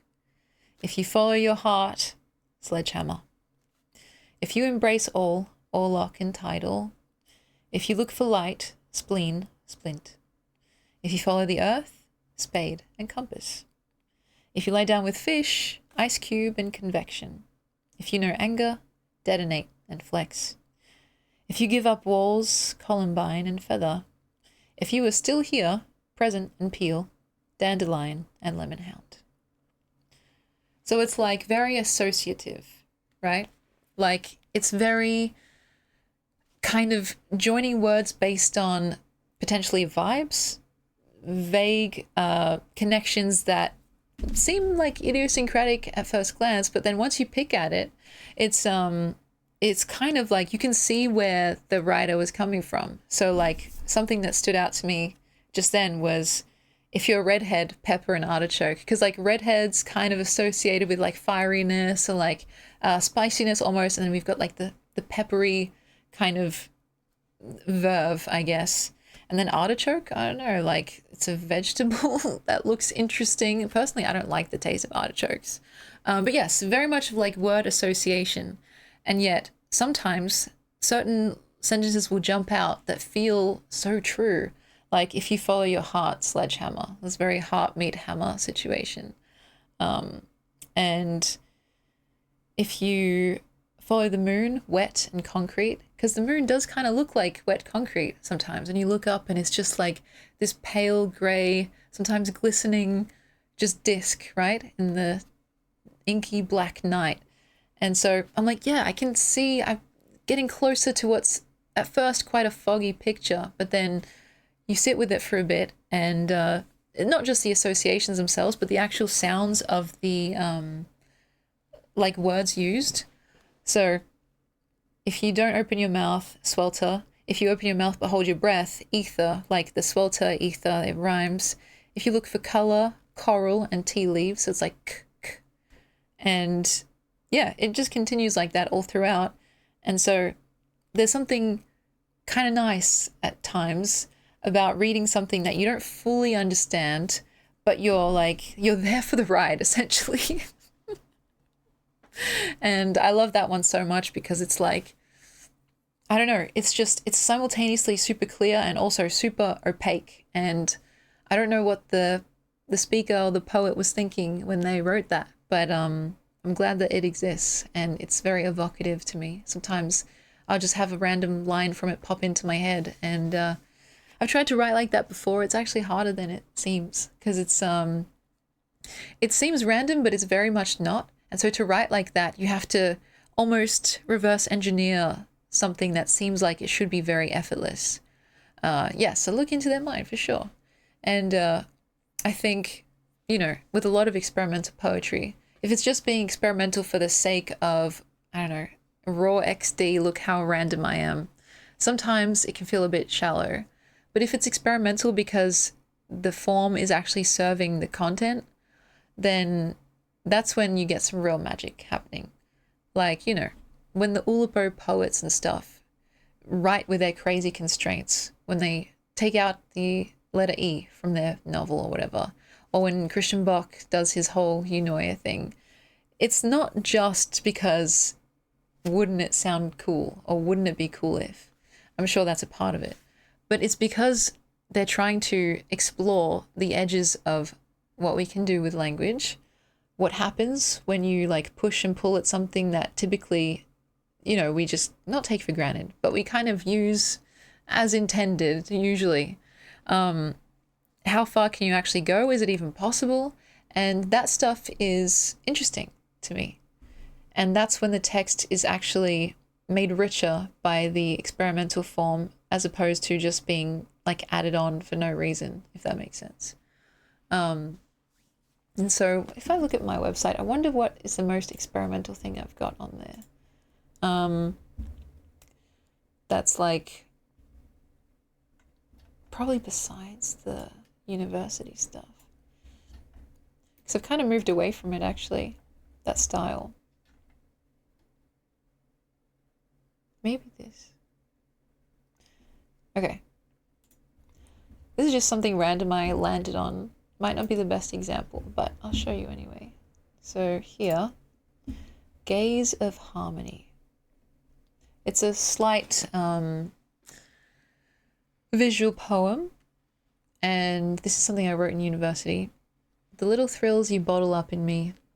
You're a soft eclipse, a deep perfume. Might I just be bound to you? Might I ask you, loveliness? Looking past your evil eye, slyly happening, you taste of it. Through a slit in your bedroom drywall, you find a cherry blossom. And so this is pretty abstract, I understand. And yet still, there are some stark, clear images that arise, like especially in that last little couplet, if you could call it that. Through a slit in your bedroom drywall, you find a cherry blossom. Like that is literally as close to prose as you can get. Someone's looking through a crack in their wall and through the crack they see a tree, right? And so there's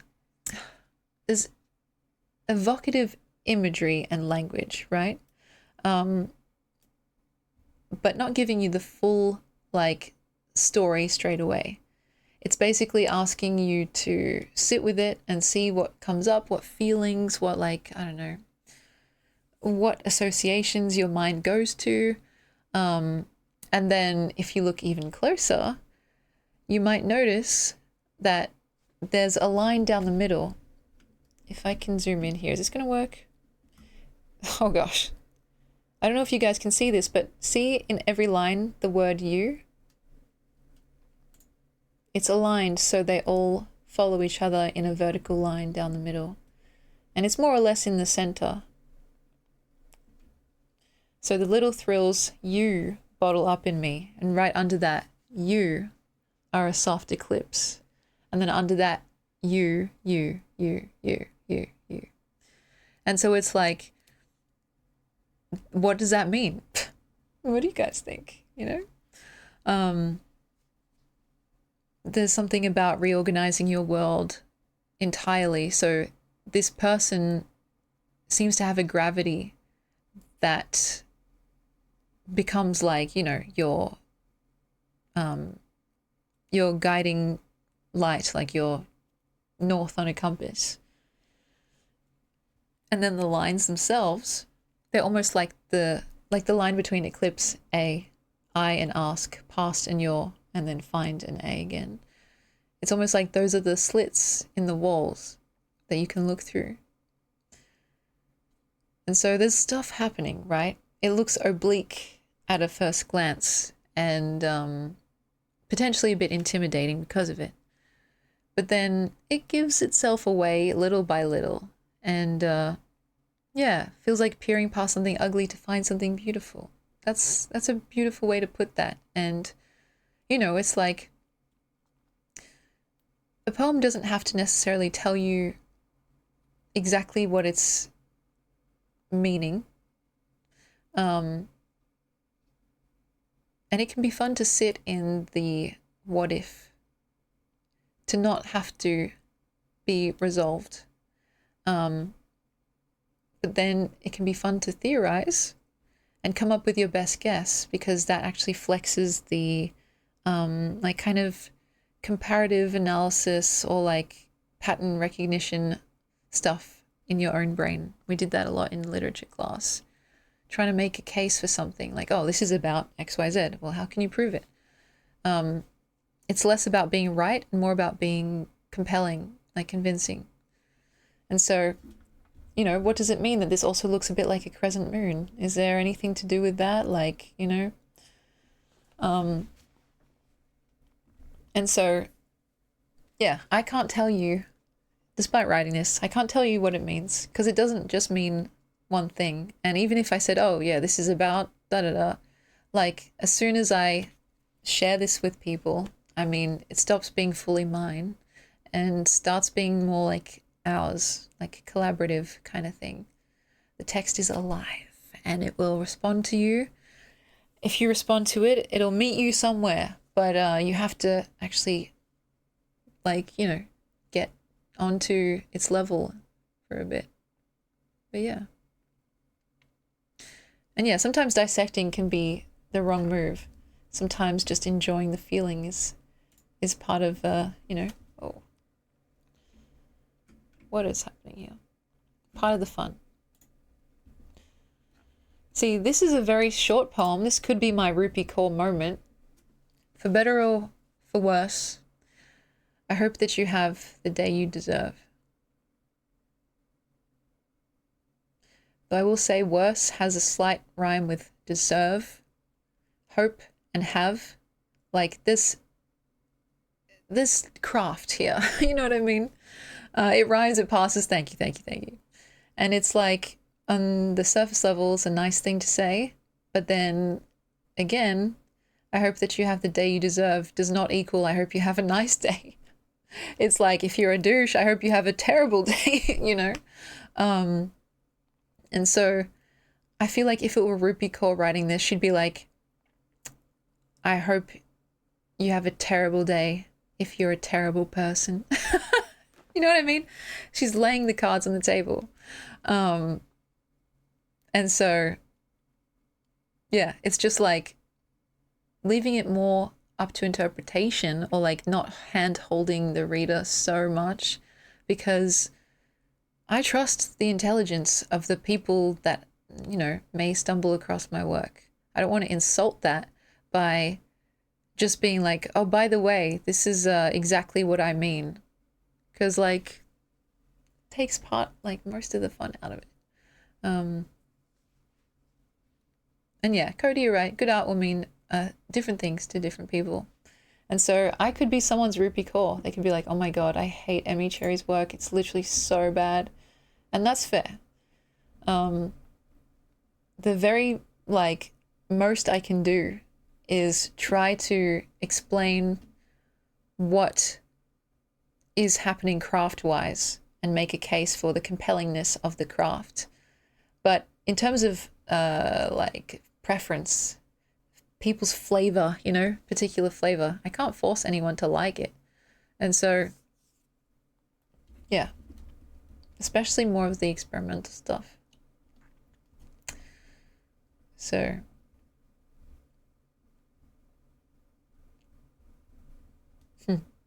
man, it's been a while since I've actually read these old ones. Very old. I don't even remember where I was or what I was doing when I wrote this stuff. Stumbling in. Much unlike an eye or light, this bruise of ours speaks often. You're very special, you know, so energetic against the tired world. Now and then I'm astounded that we did not meet on purpose. And obviously the reference in the title and in the poem itself is that song, Stumbling In. Our love is a lie, that one.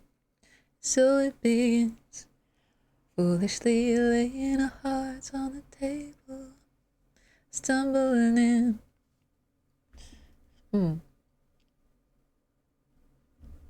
Interesting, guys. I'm like reading this for the first time. As for my flavor, yeah, I guess it is cherry. Strawberry cherry today. And yeah, Stevie, you're right. Ruby Core just went route one with everything. The title went straight to the point, the weakest metaphor code out there. Ugh. This one? Now I'm literally just indulging in my own work because I can't even remember this stuff. Wow. Yeah, if you suck, I hope your day sucks. If you're nice, I hope your day's nice. I'm an effervescent flower of benevolence.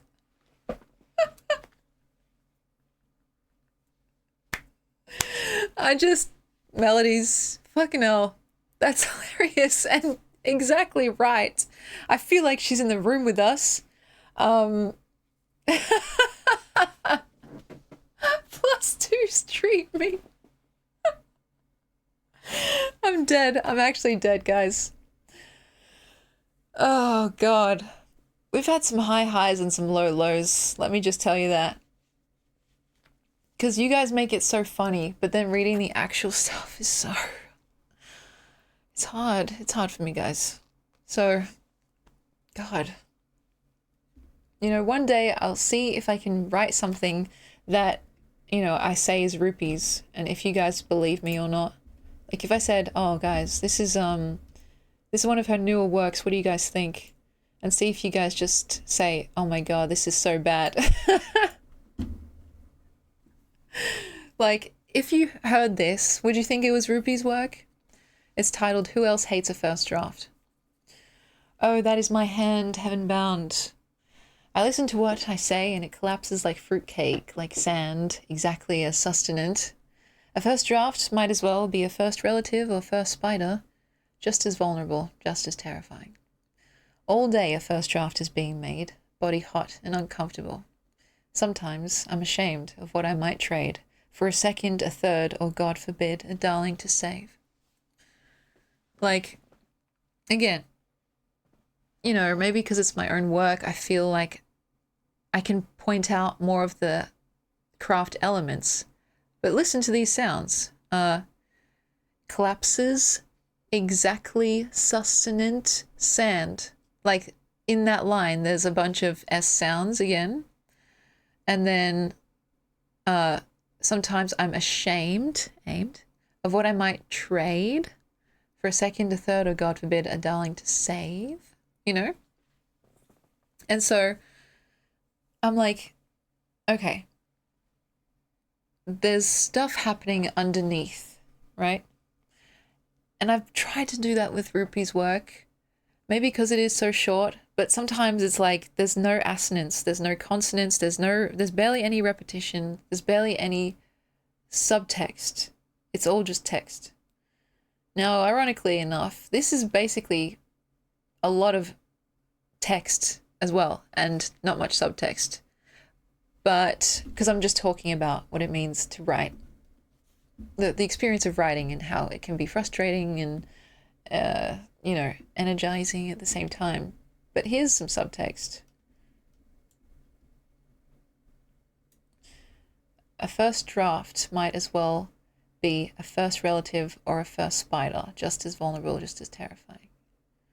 You know, like, what does that mean? Is this sexual? If it's got to do with relatives and spiders, I hope not. It's funny because, like, usually a lot of my work is kind of like erotica adjacent, but it's like one of the ones that just really is not. That's funny. And to say something collapses like fruitcake or sand and exactly as sustenance, right? Like sand is not sustenance. You can't digest it. It's you know, like non-food essentially. And fruitcake, while that might be nice, it's like it's not enough to survive on, right? And so it's kind of self-critical as well. I listen to what I say and it collapses, and fruitcake does have that kind of crumbly texture, and so does sand, and it's exactly as sustenance apparently. So yeah, we ain't here to fuck spiders, that's right. Oh gosh. And so maybe I'm just too harsh on Rupi, because she probably has these thoughts in her mind as well. But it's just like, I feel like I've read a lot of poetry in my life, and I would more quickly pick up on that stuff if it was there. You tell me, guys. You tell me. Is my poetry better than hers? I think every single one of you guys could/can/have written poetry with more craft and technical prowess. I'm just gonna say. Let's see. This is my website, by the way, if you guys are curious what I'm looking through. And this is all available just online for anyone to look at, to read. I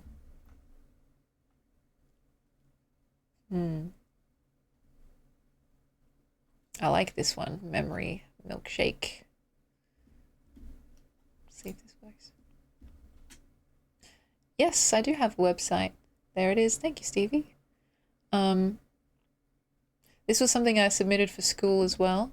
And I had to post it here in a picture format because it's meant to be very square, and I didn't know how to do it just on the website formatting itself. So I just like took a screenshot and I was like, okay, that's IT Tings, you know? You still remember the commands. That's so cool, Steve. You know, we missed you. My gosh. Ben says, I respect your endeavor to respect all art, but some art is better.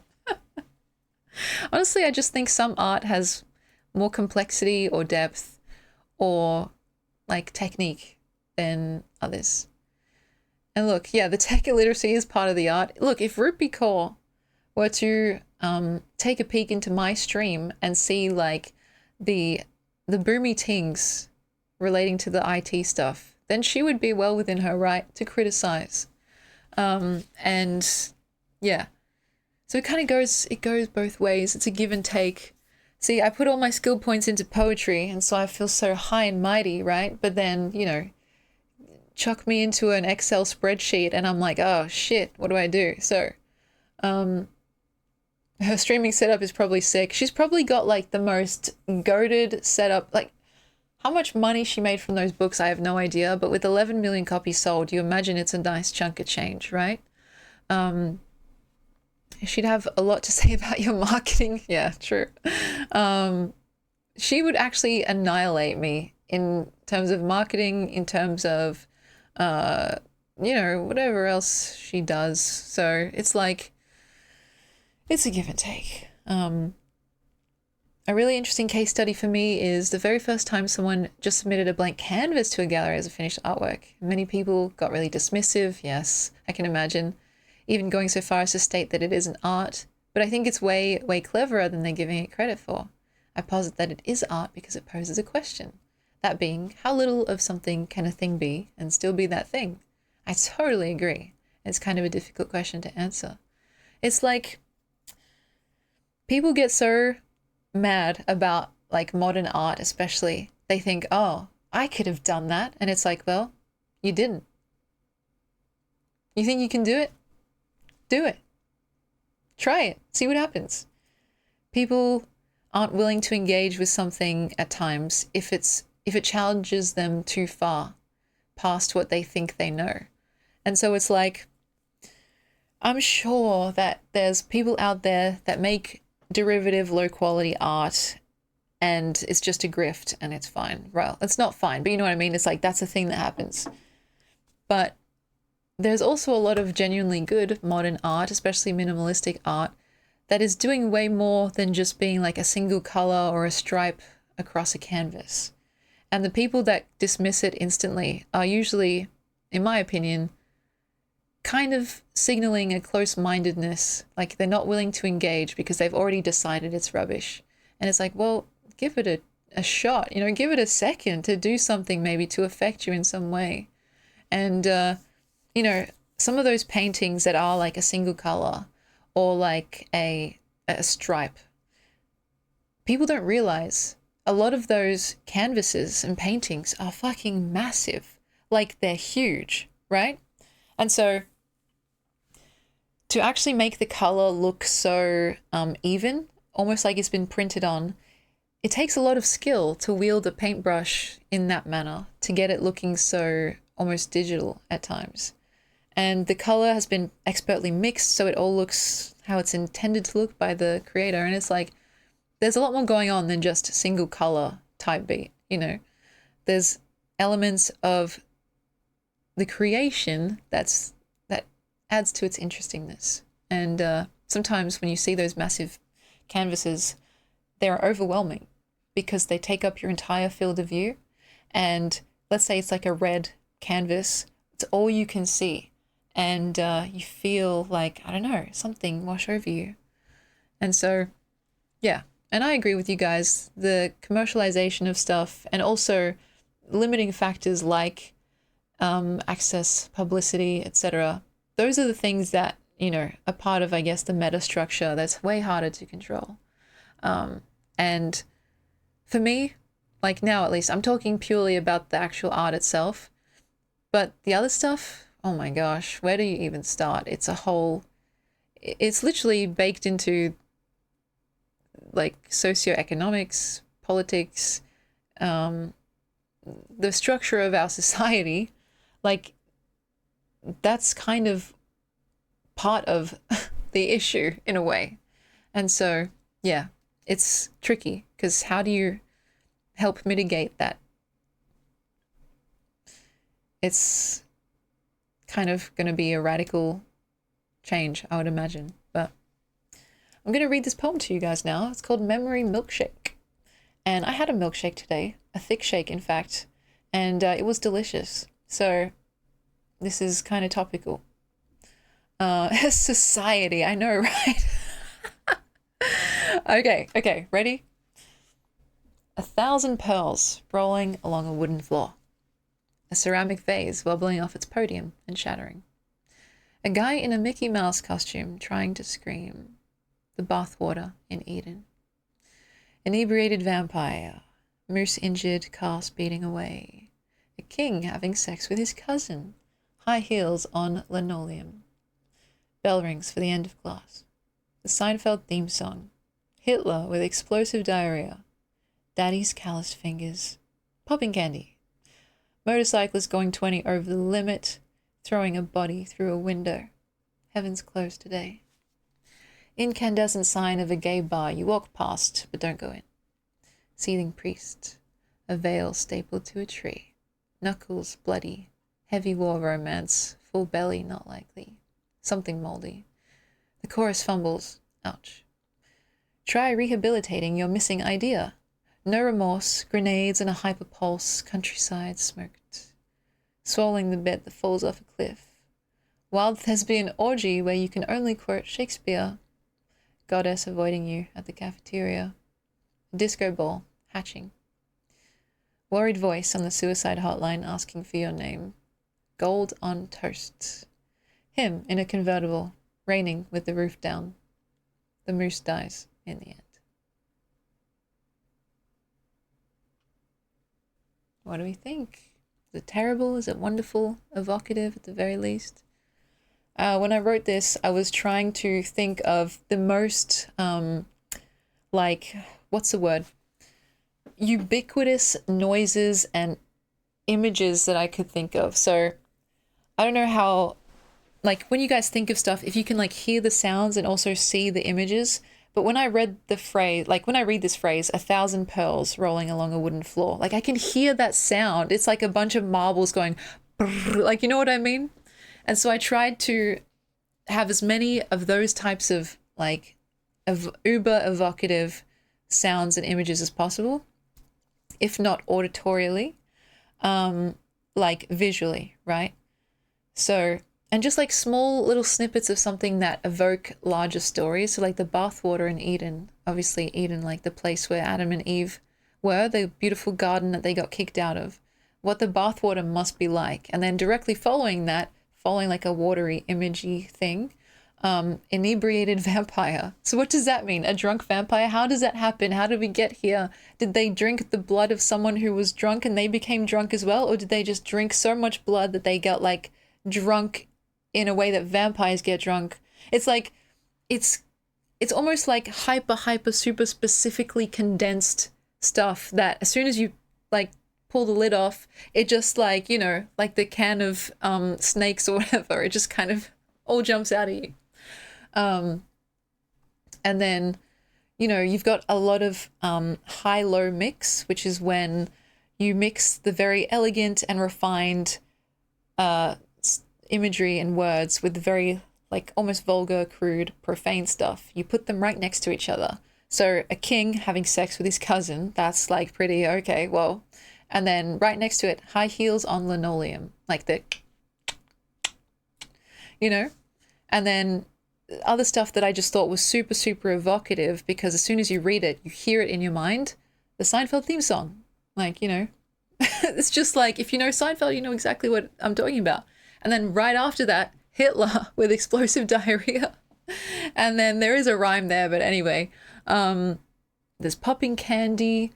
It's just like a super hyper condensed poem of the most evocative things I could think of. And then like, it's called Memory Milkshake because I was like thinking of it as if like all this stuff just got put into a blender and just was blended together into this milkshake of images, sounds, sometimes shocking, sometimes disturbing, sometimes sweet, like flavors, essentially.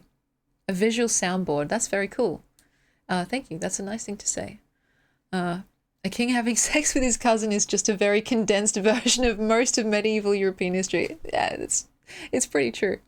And so, and also like some of the things that I personally just found like delightful, like a disco ball hatching. Oh my God, what comes out of that? You know what I mean? Like what comes out of that thing? And it's like that itself, that phrase, if I can be so self-congratulatory, it feels like it could have a whole other story written about it. What the hell comes out of a disco ball that hatches? Elvis. That's honestly, exactly, you know? And so it's like, yeah, maybe the moose, it's like there is literally a story ripe and ready to be written there. And it's 1, 2, 3, 4 words. Like in between a bunch of other random fucking weird stuff too. You know, worried voice on the suicide hotline asking for your name. Like there's a story there too. Like, so someone is worried about you. You've called this place. Like they want to know if you're okay. Like it's just, it pummels you, this poem, with image after image, and does not let you rest, does not let you breathe, does not let you think, wait, hang on, what? You just keep going, and that momentum takes you all the way to, you know, him in a convertible raining with the roof down, the moose dies in the end. And I don't know why I came back to that image. It was, I think, one of the only images that I came back to. But it felt right. And I don't know why. Maybe you guys can help me out, because sometimes my intuition takes over and the more like conscious mind takes a back seat. But I just felt like, well, you set up the moose at the very start and like line 3, the moose injured, car speeding away, and then him, as in capital H, him, like potentially alluding to some kind of god, in a convertible raining with the roof down, like he's the one that hit the moose and was speeding away while the roof is down and it's raining, ruining the car. The moose dies in the end. Comes back to something kind of very inescapable and almost existential, death. And it's at the end of the poem, which is a form of the poem's like finished, it's over, it's done. And yeah, I don't know. I just felt like it was a very concrete way to end it, as opposed to something more lofty and high in the air. And so heavy war remorse is really cool too. I think the middle section gets very abstract, but then by the end it's being pulled back down into something more concrete. But yeah, that whole part, heavy war romance, full belly, not likely, all the way to like swallowing the bit that falls off a cliff, which for some reason my teacher really liked that line, the cliff line, and mentioned some obscure like book that I hadn't even read before, but he was like, oh, I could see that you were quoting this book, and I was like, yeah. Yeah, totally. I very much did that on purpose. Thank you so much for noticing. But yeah. Oh gosh, a school project. Everyone has a week to turn this into a fully connected narrative story. I would love that. Oh gosh. The ending spoils the ending. Now the moose dying in the end isn't a surprise anymore. So true. By the time you get to the end, you've spoiled yourself. Can I get a distinction? Guys, you can get whatever you want. All my stuff here, by the way, is completely free for people to use however they see fit. Like, obviously, it would be kind of a dick move to collate them all and start selling books. But look, I'm offering this up as free creative fuel, I suppose, and everything on my website. So the pictures, the poems, the stories, all that stuff is just there for people to read. And so yeah, if you guys want to use it for your own work in some way, like if you want to remix it or reference it, or like however, you know, if ever you feel so inclined, trust me, I won't be knocking at your door like cough cough, where's my royalties? And so yeah. Oh gosh. Gotta make it a book for Emmy, then give her the profits. Oh my gosh, literally just outsourcing all the labor. That would be cruel. If Ruby Kaur suddenly posts good poems, we'll know the source. Oh gosh, guys, you can't feed my ego too much. I'll become, you know, even more, whatever the word is. Hopefully not insufferable. But, I know where the royalty is with his cousin, but Tish, you guys are very clever. Even when joking about incest, medieval incest. I like this poem a lot, actually. It's one that I don't come back to that often. I think it's the kind of thing that's very decadent in a weird way. Not in the typical Oscar Wilde way, but in the sense that like you read it once and you're like, that was a lot. I don't think I need to read this again for a couple months, you know? And so I think that's typically what happens when I go back and read some of these works, especially the more demanding ones, like more abstract ones, you know? This one's fun. It's a visual poem. Should I zoom out a bit? Today I stepped on an ant hill. It was accidental. That grey pile, I thought it spilled out of an ashtray. Felt like sand between my toes, made me think of a tiny insectile beach. Yeah. Man, this old stuff is a blast from the past.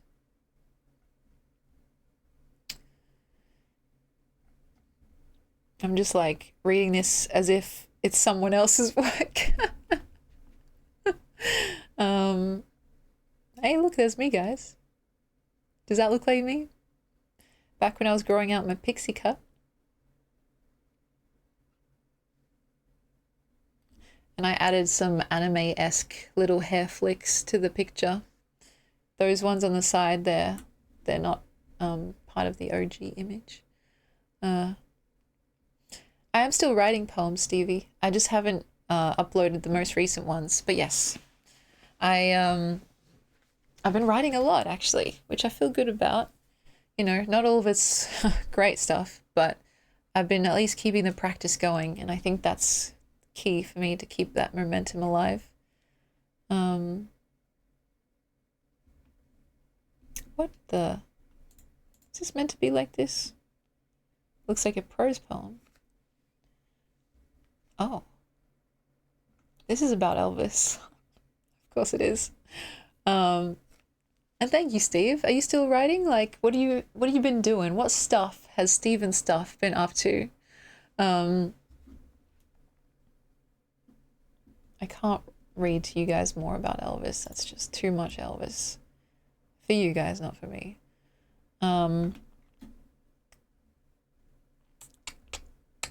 Hey, one of our friends, Phantom Love, who pops in sometimes, I think redeemed a poem, and I posted it.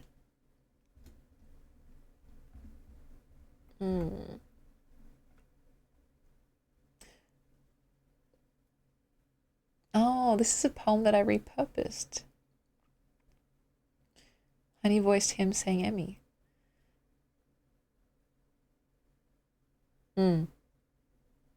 If you know, you know. Posted a few poems in the Discord as it has been a poetry month for me. That's wonderful. Little progress with my novel, but plans are afoot.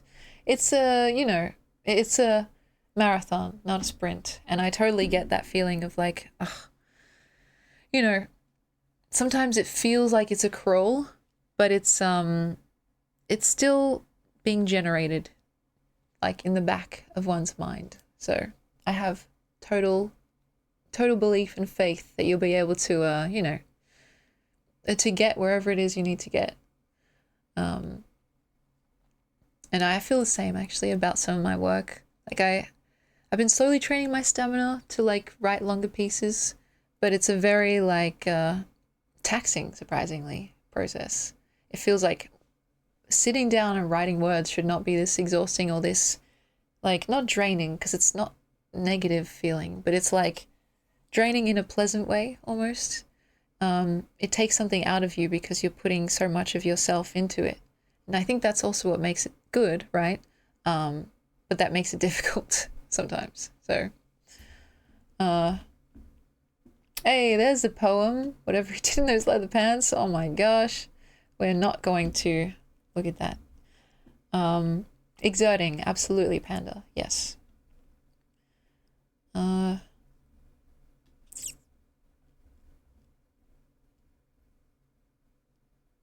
Angel. I'm trying to read to you guys something that we haven't looked at that much in the past, and that's actually kind of something to say about it.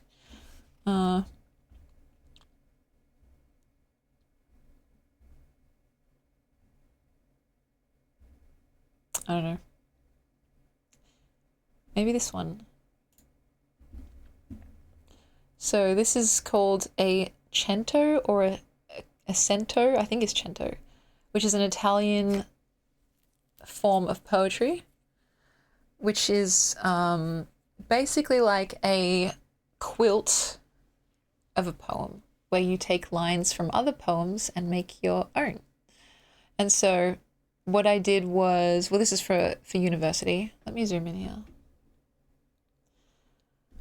I basically searched up the word sugarcane in a website, a poetry website. I think it was like poetry.com or something, and I read through a bunch of poems, found lines that I liked, and then arranged them into my own poem. And so these are the poems that I got it from on the right-hand side, and then this is the poem that I wrote on the left. So, the first time someone called me sweetheart, I sold my library, my piano. I boarded a train, tremulously in the direction of the beach. I had the transport all to myself. Lovely, enchanting language, sugarcane. If you eat too much of it, you want more.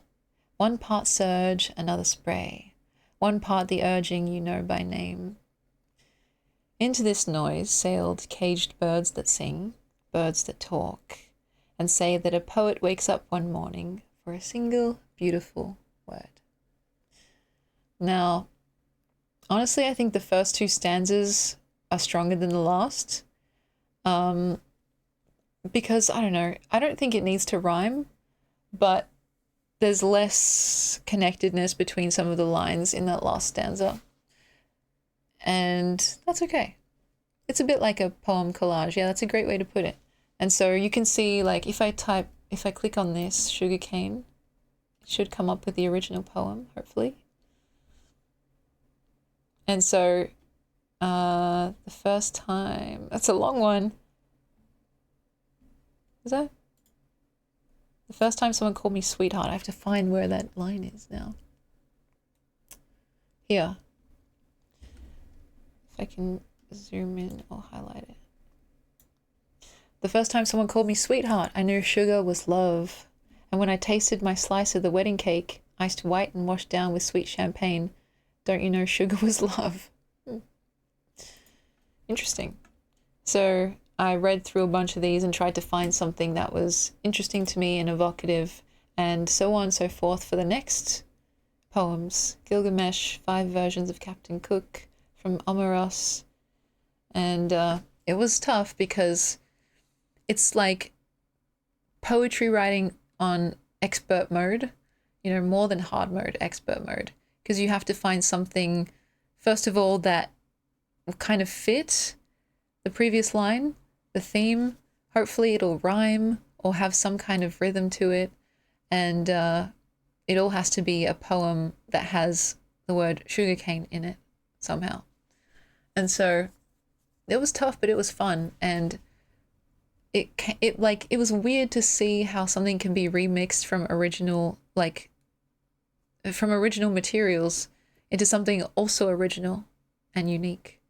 And so I guess it's not too surprising. That's what we do with the alphabet anytime we make words. But there's something about lifting literally a direct line from someone else's work that felt kind of wrong, even though it was making something totally new.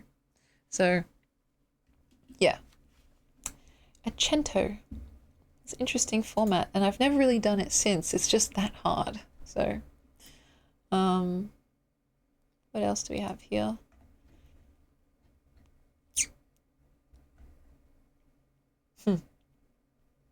Oh, is this the last one? This is my favorite ones, and I don't think I have read it on stream, and I don't think I ever will. It's too meaningful to me. It's about my brother, and it's a poem in dialogue with another poem about the speaker's brother. So, oh, that reminds me. I said I was going to read to you guys the thing my brother wrote for me. So, actually, yeah, we've got time.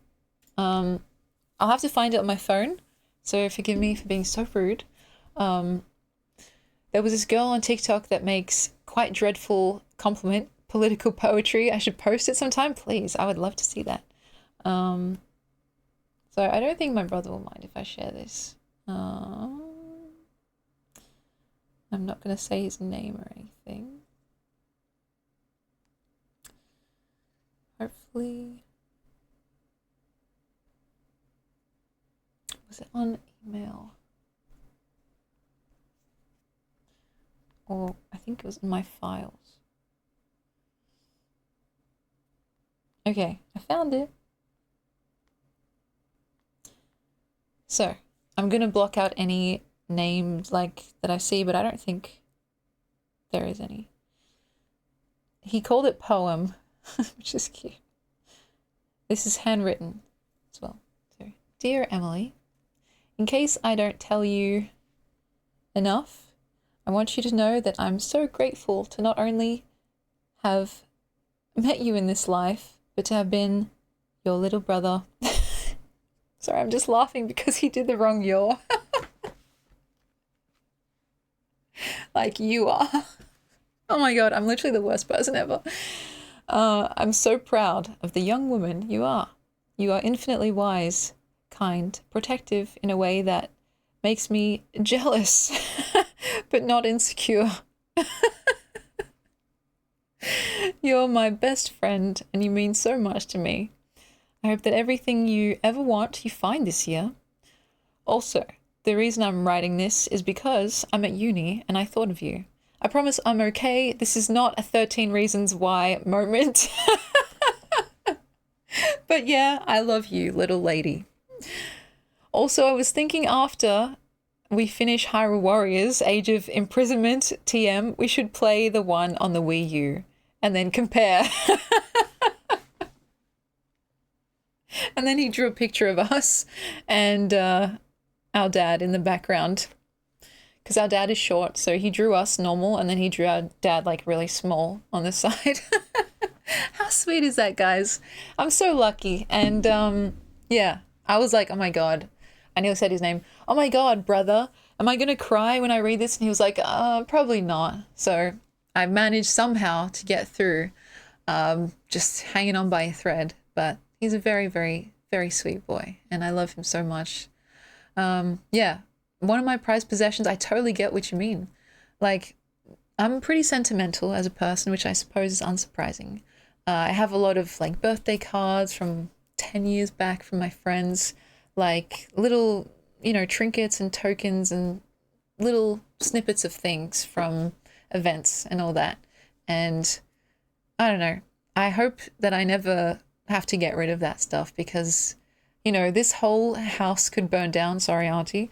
And if I could pick one thing to save, it would probably be that box of sentimental stuff, you know.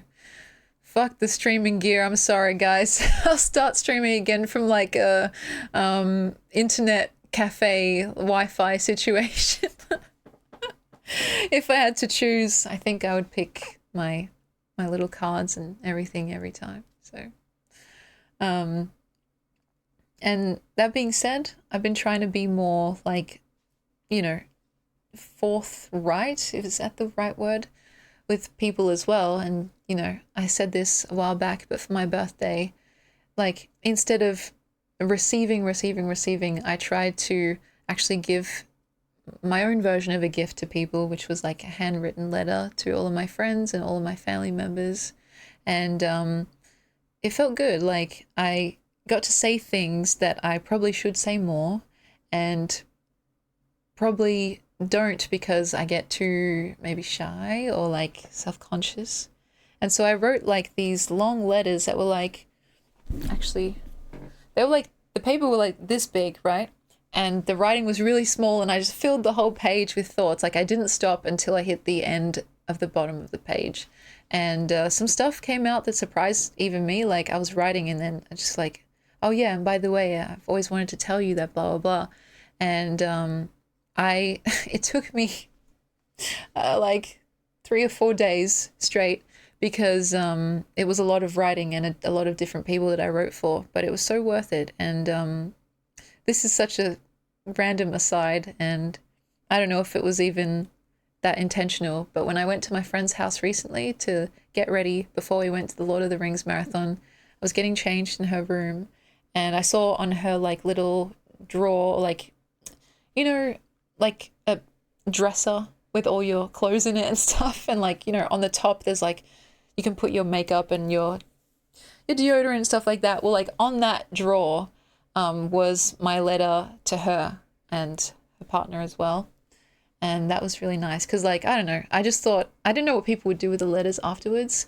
But the fact that it was in such a, like, open location just was meaningful. Yeah, like a dressing table. Thank you, Panda. Oh my gosh. Because, like, I gave those letters to them now, like, months ago. This was back in December. And so, like, I was fully expecting to, like, for people to, like, I don't know, tuck them away into drawers or, like, you know, into filing cabinets where all, you know, people's documents go. But this was, like, out, and it was, like, I don't know, it made me feel happy. Like, I just hope they maybe read them sometimes because I care about them a lot. So, but anyway, one of my favorite things to do is just like, I don't know, very effusively tell someone how I feel about them. And I know sometimes it's a lot. So I tried to mitigate the intensity by writing it in a letter, but I don't know if that really worked because it was still a lot. But yeah, I hope that they are taken in the way that it's intended, which is meant to be just a token of my love and appreciation. So I would love a letter from you. I would hold on to it forever. That's very sweet, Cody.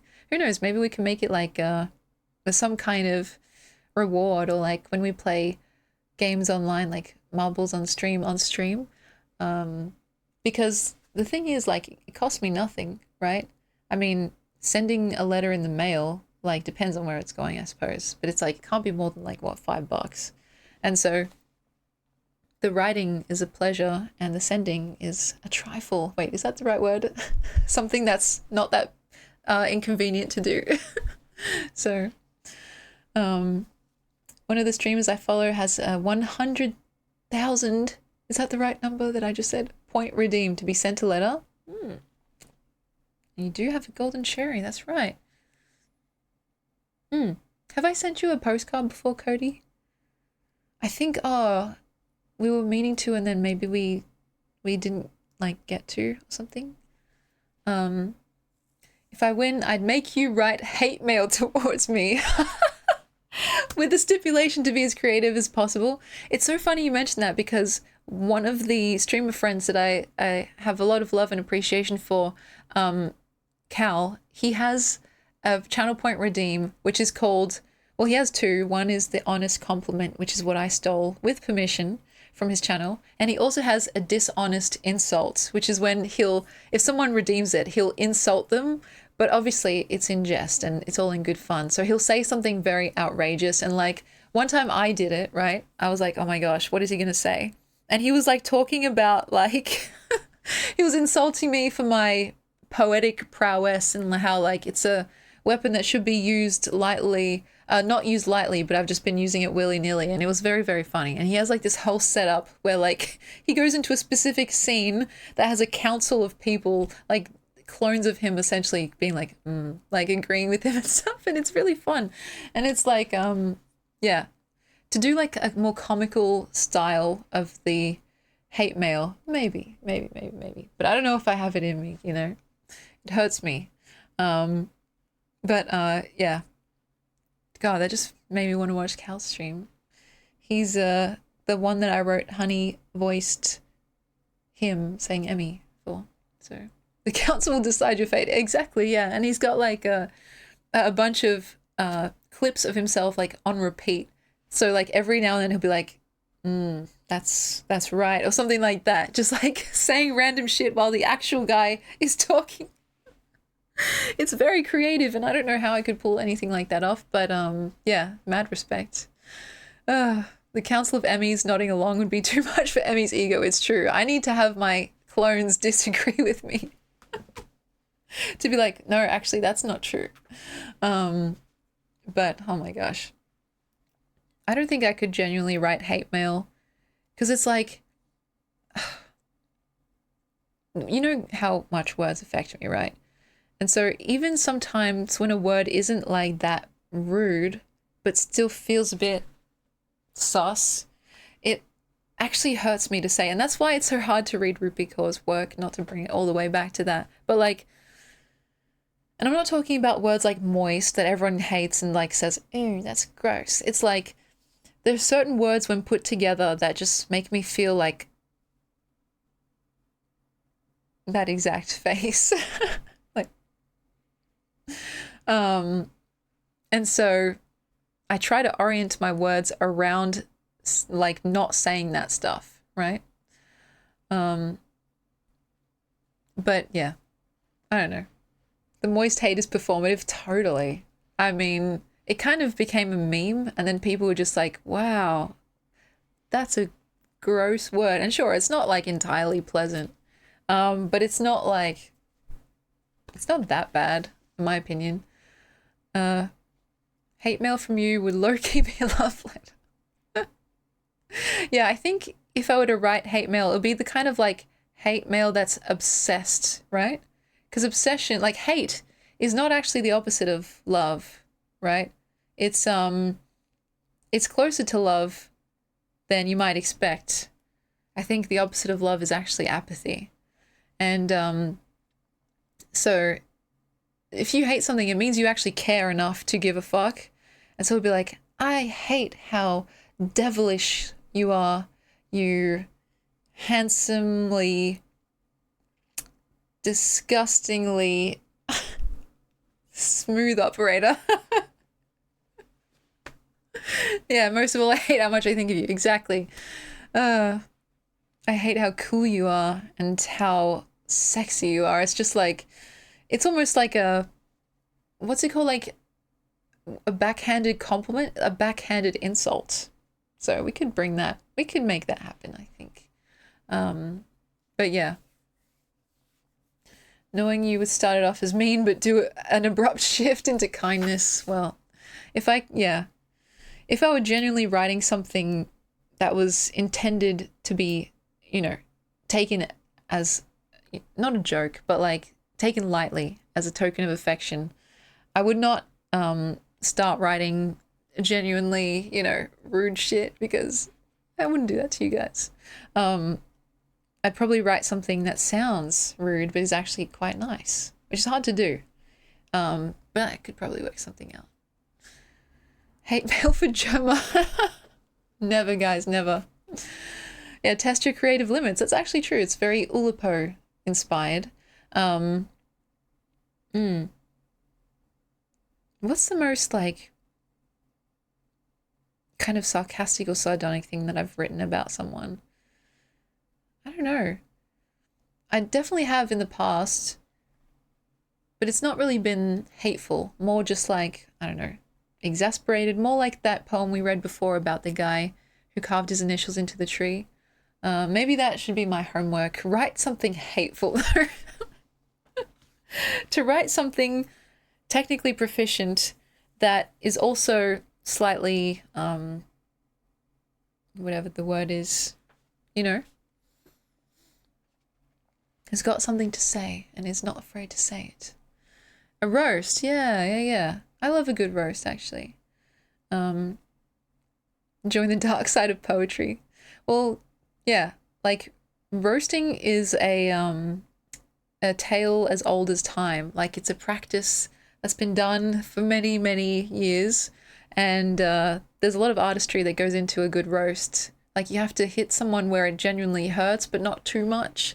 Like just enough for them to be like, oh my God, that's kind of true, but ouch. But also that's impressive, you know? Yeah, back to street meat we go. Exactly. Oh my gosh, guys, I can't. I actually need to take a cold shower, and not for any good reason, just to cool off because I got so heated during that little section. Oh gosh. And so now's a good time for us to do our affirmations and then read into someone. So yeah, stick a fork in me. I'm done. Exactly. For those of you who may be new or haven't been around for this It's a little segment where I affirm you guys, and unlike Rupee, I'm not saying that I'm these things, I'm saying you are, and hopefully it can like give you a bit of a pep in your step. So, and that's the YouTube video where I got them from. Thank you, Steve. It's not my words, just yoinked them from Amy Walker, the legend herself, and I highly recommend listening to her version too, because she does it very mesmerically and very captivatingly. So, from Amy Walker to me, to you, it's my pleasure to say, yes, yes, you are. You are ready. You are equipped. You are connected. You are unique. You are gorgeous. You are loved, and my personal favorite, you are alive. So thank you for being here in this stream with me. Just listening to me rage on about Rupee Kaur, but more importantly than that, being here on this earth in general. It's not always easy, but it is always important. And I think we can make life good for each other, right? Good bones. We could make this world beautiful, I think. And I'm willing to try as many times as it takes. So I'll see you guys the day after tomorrow, Friday, Lucky Friday. And yeah, trying to like, you know, post more in the Discord and stuff. It's a process. I'm constantly at war between like wanting to be less on my phone and then feeling like I should be more on it because this is part of my job and stuff. But yes, you are street meat. Oh my god. I can't. So we're gonna say hi to someone who's live right now, and I'm going to try and cool off. But who is live?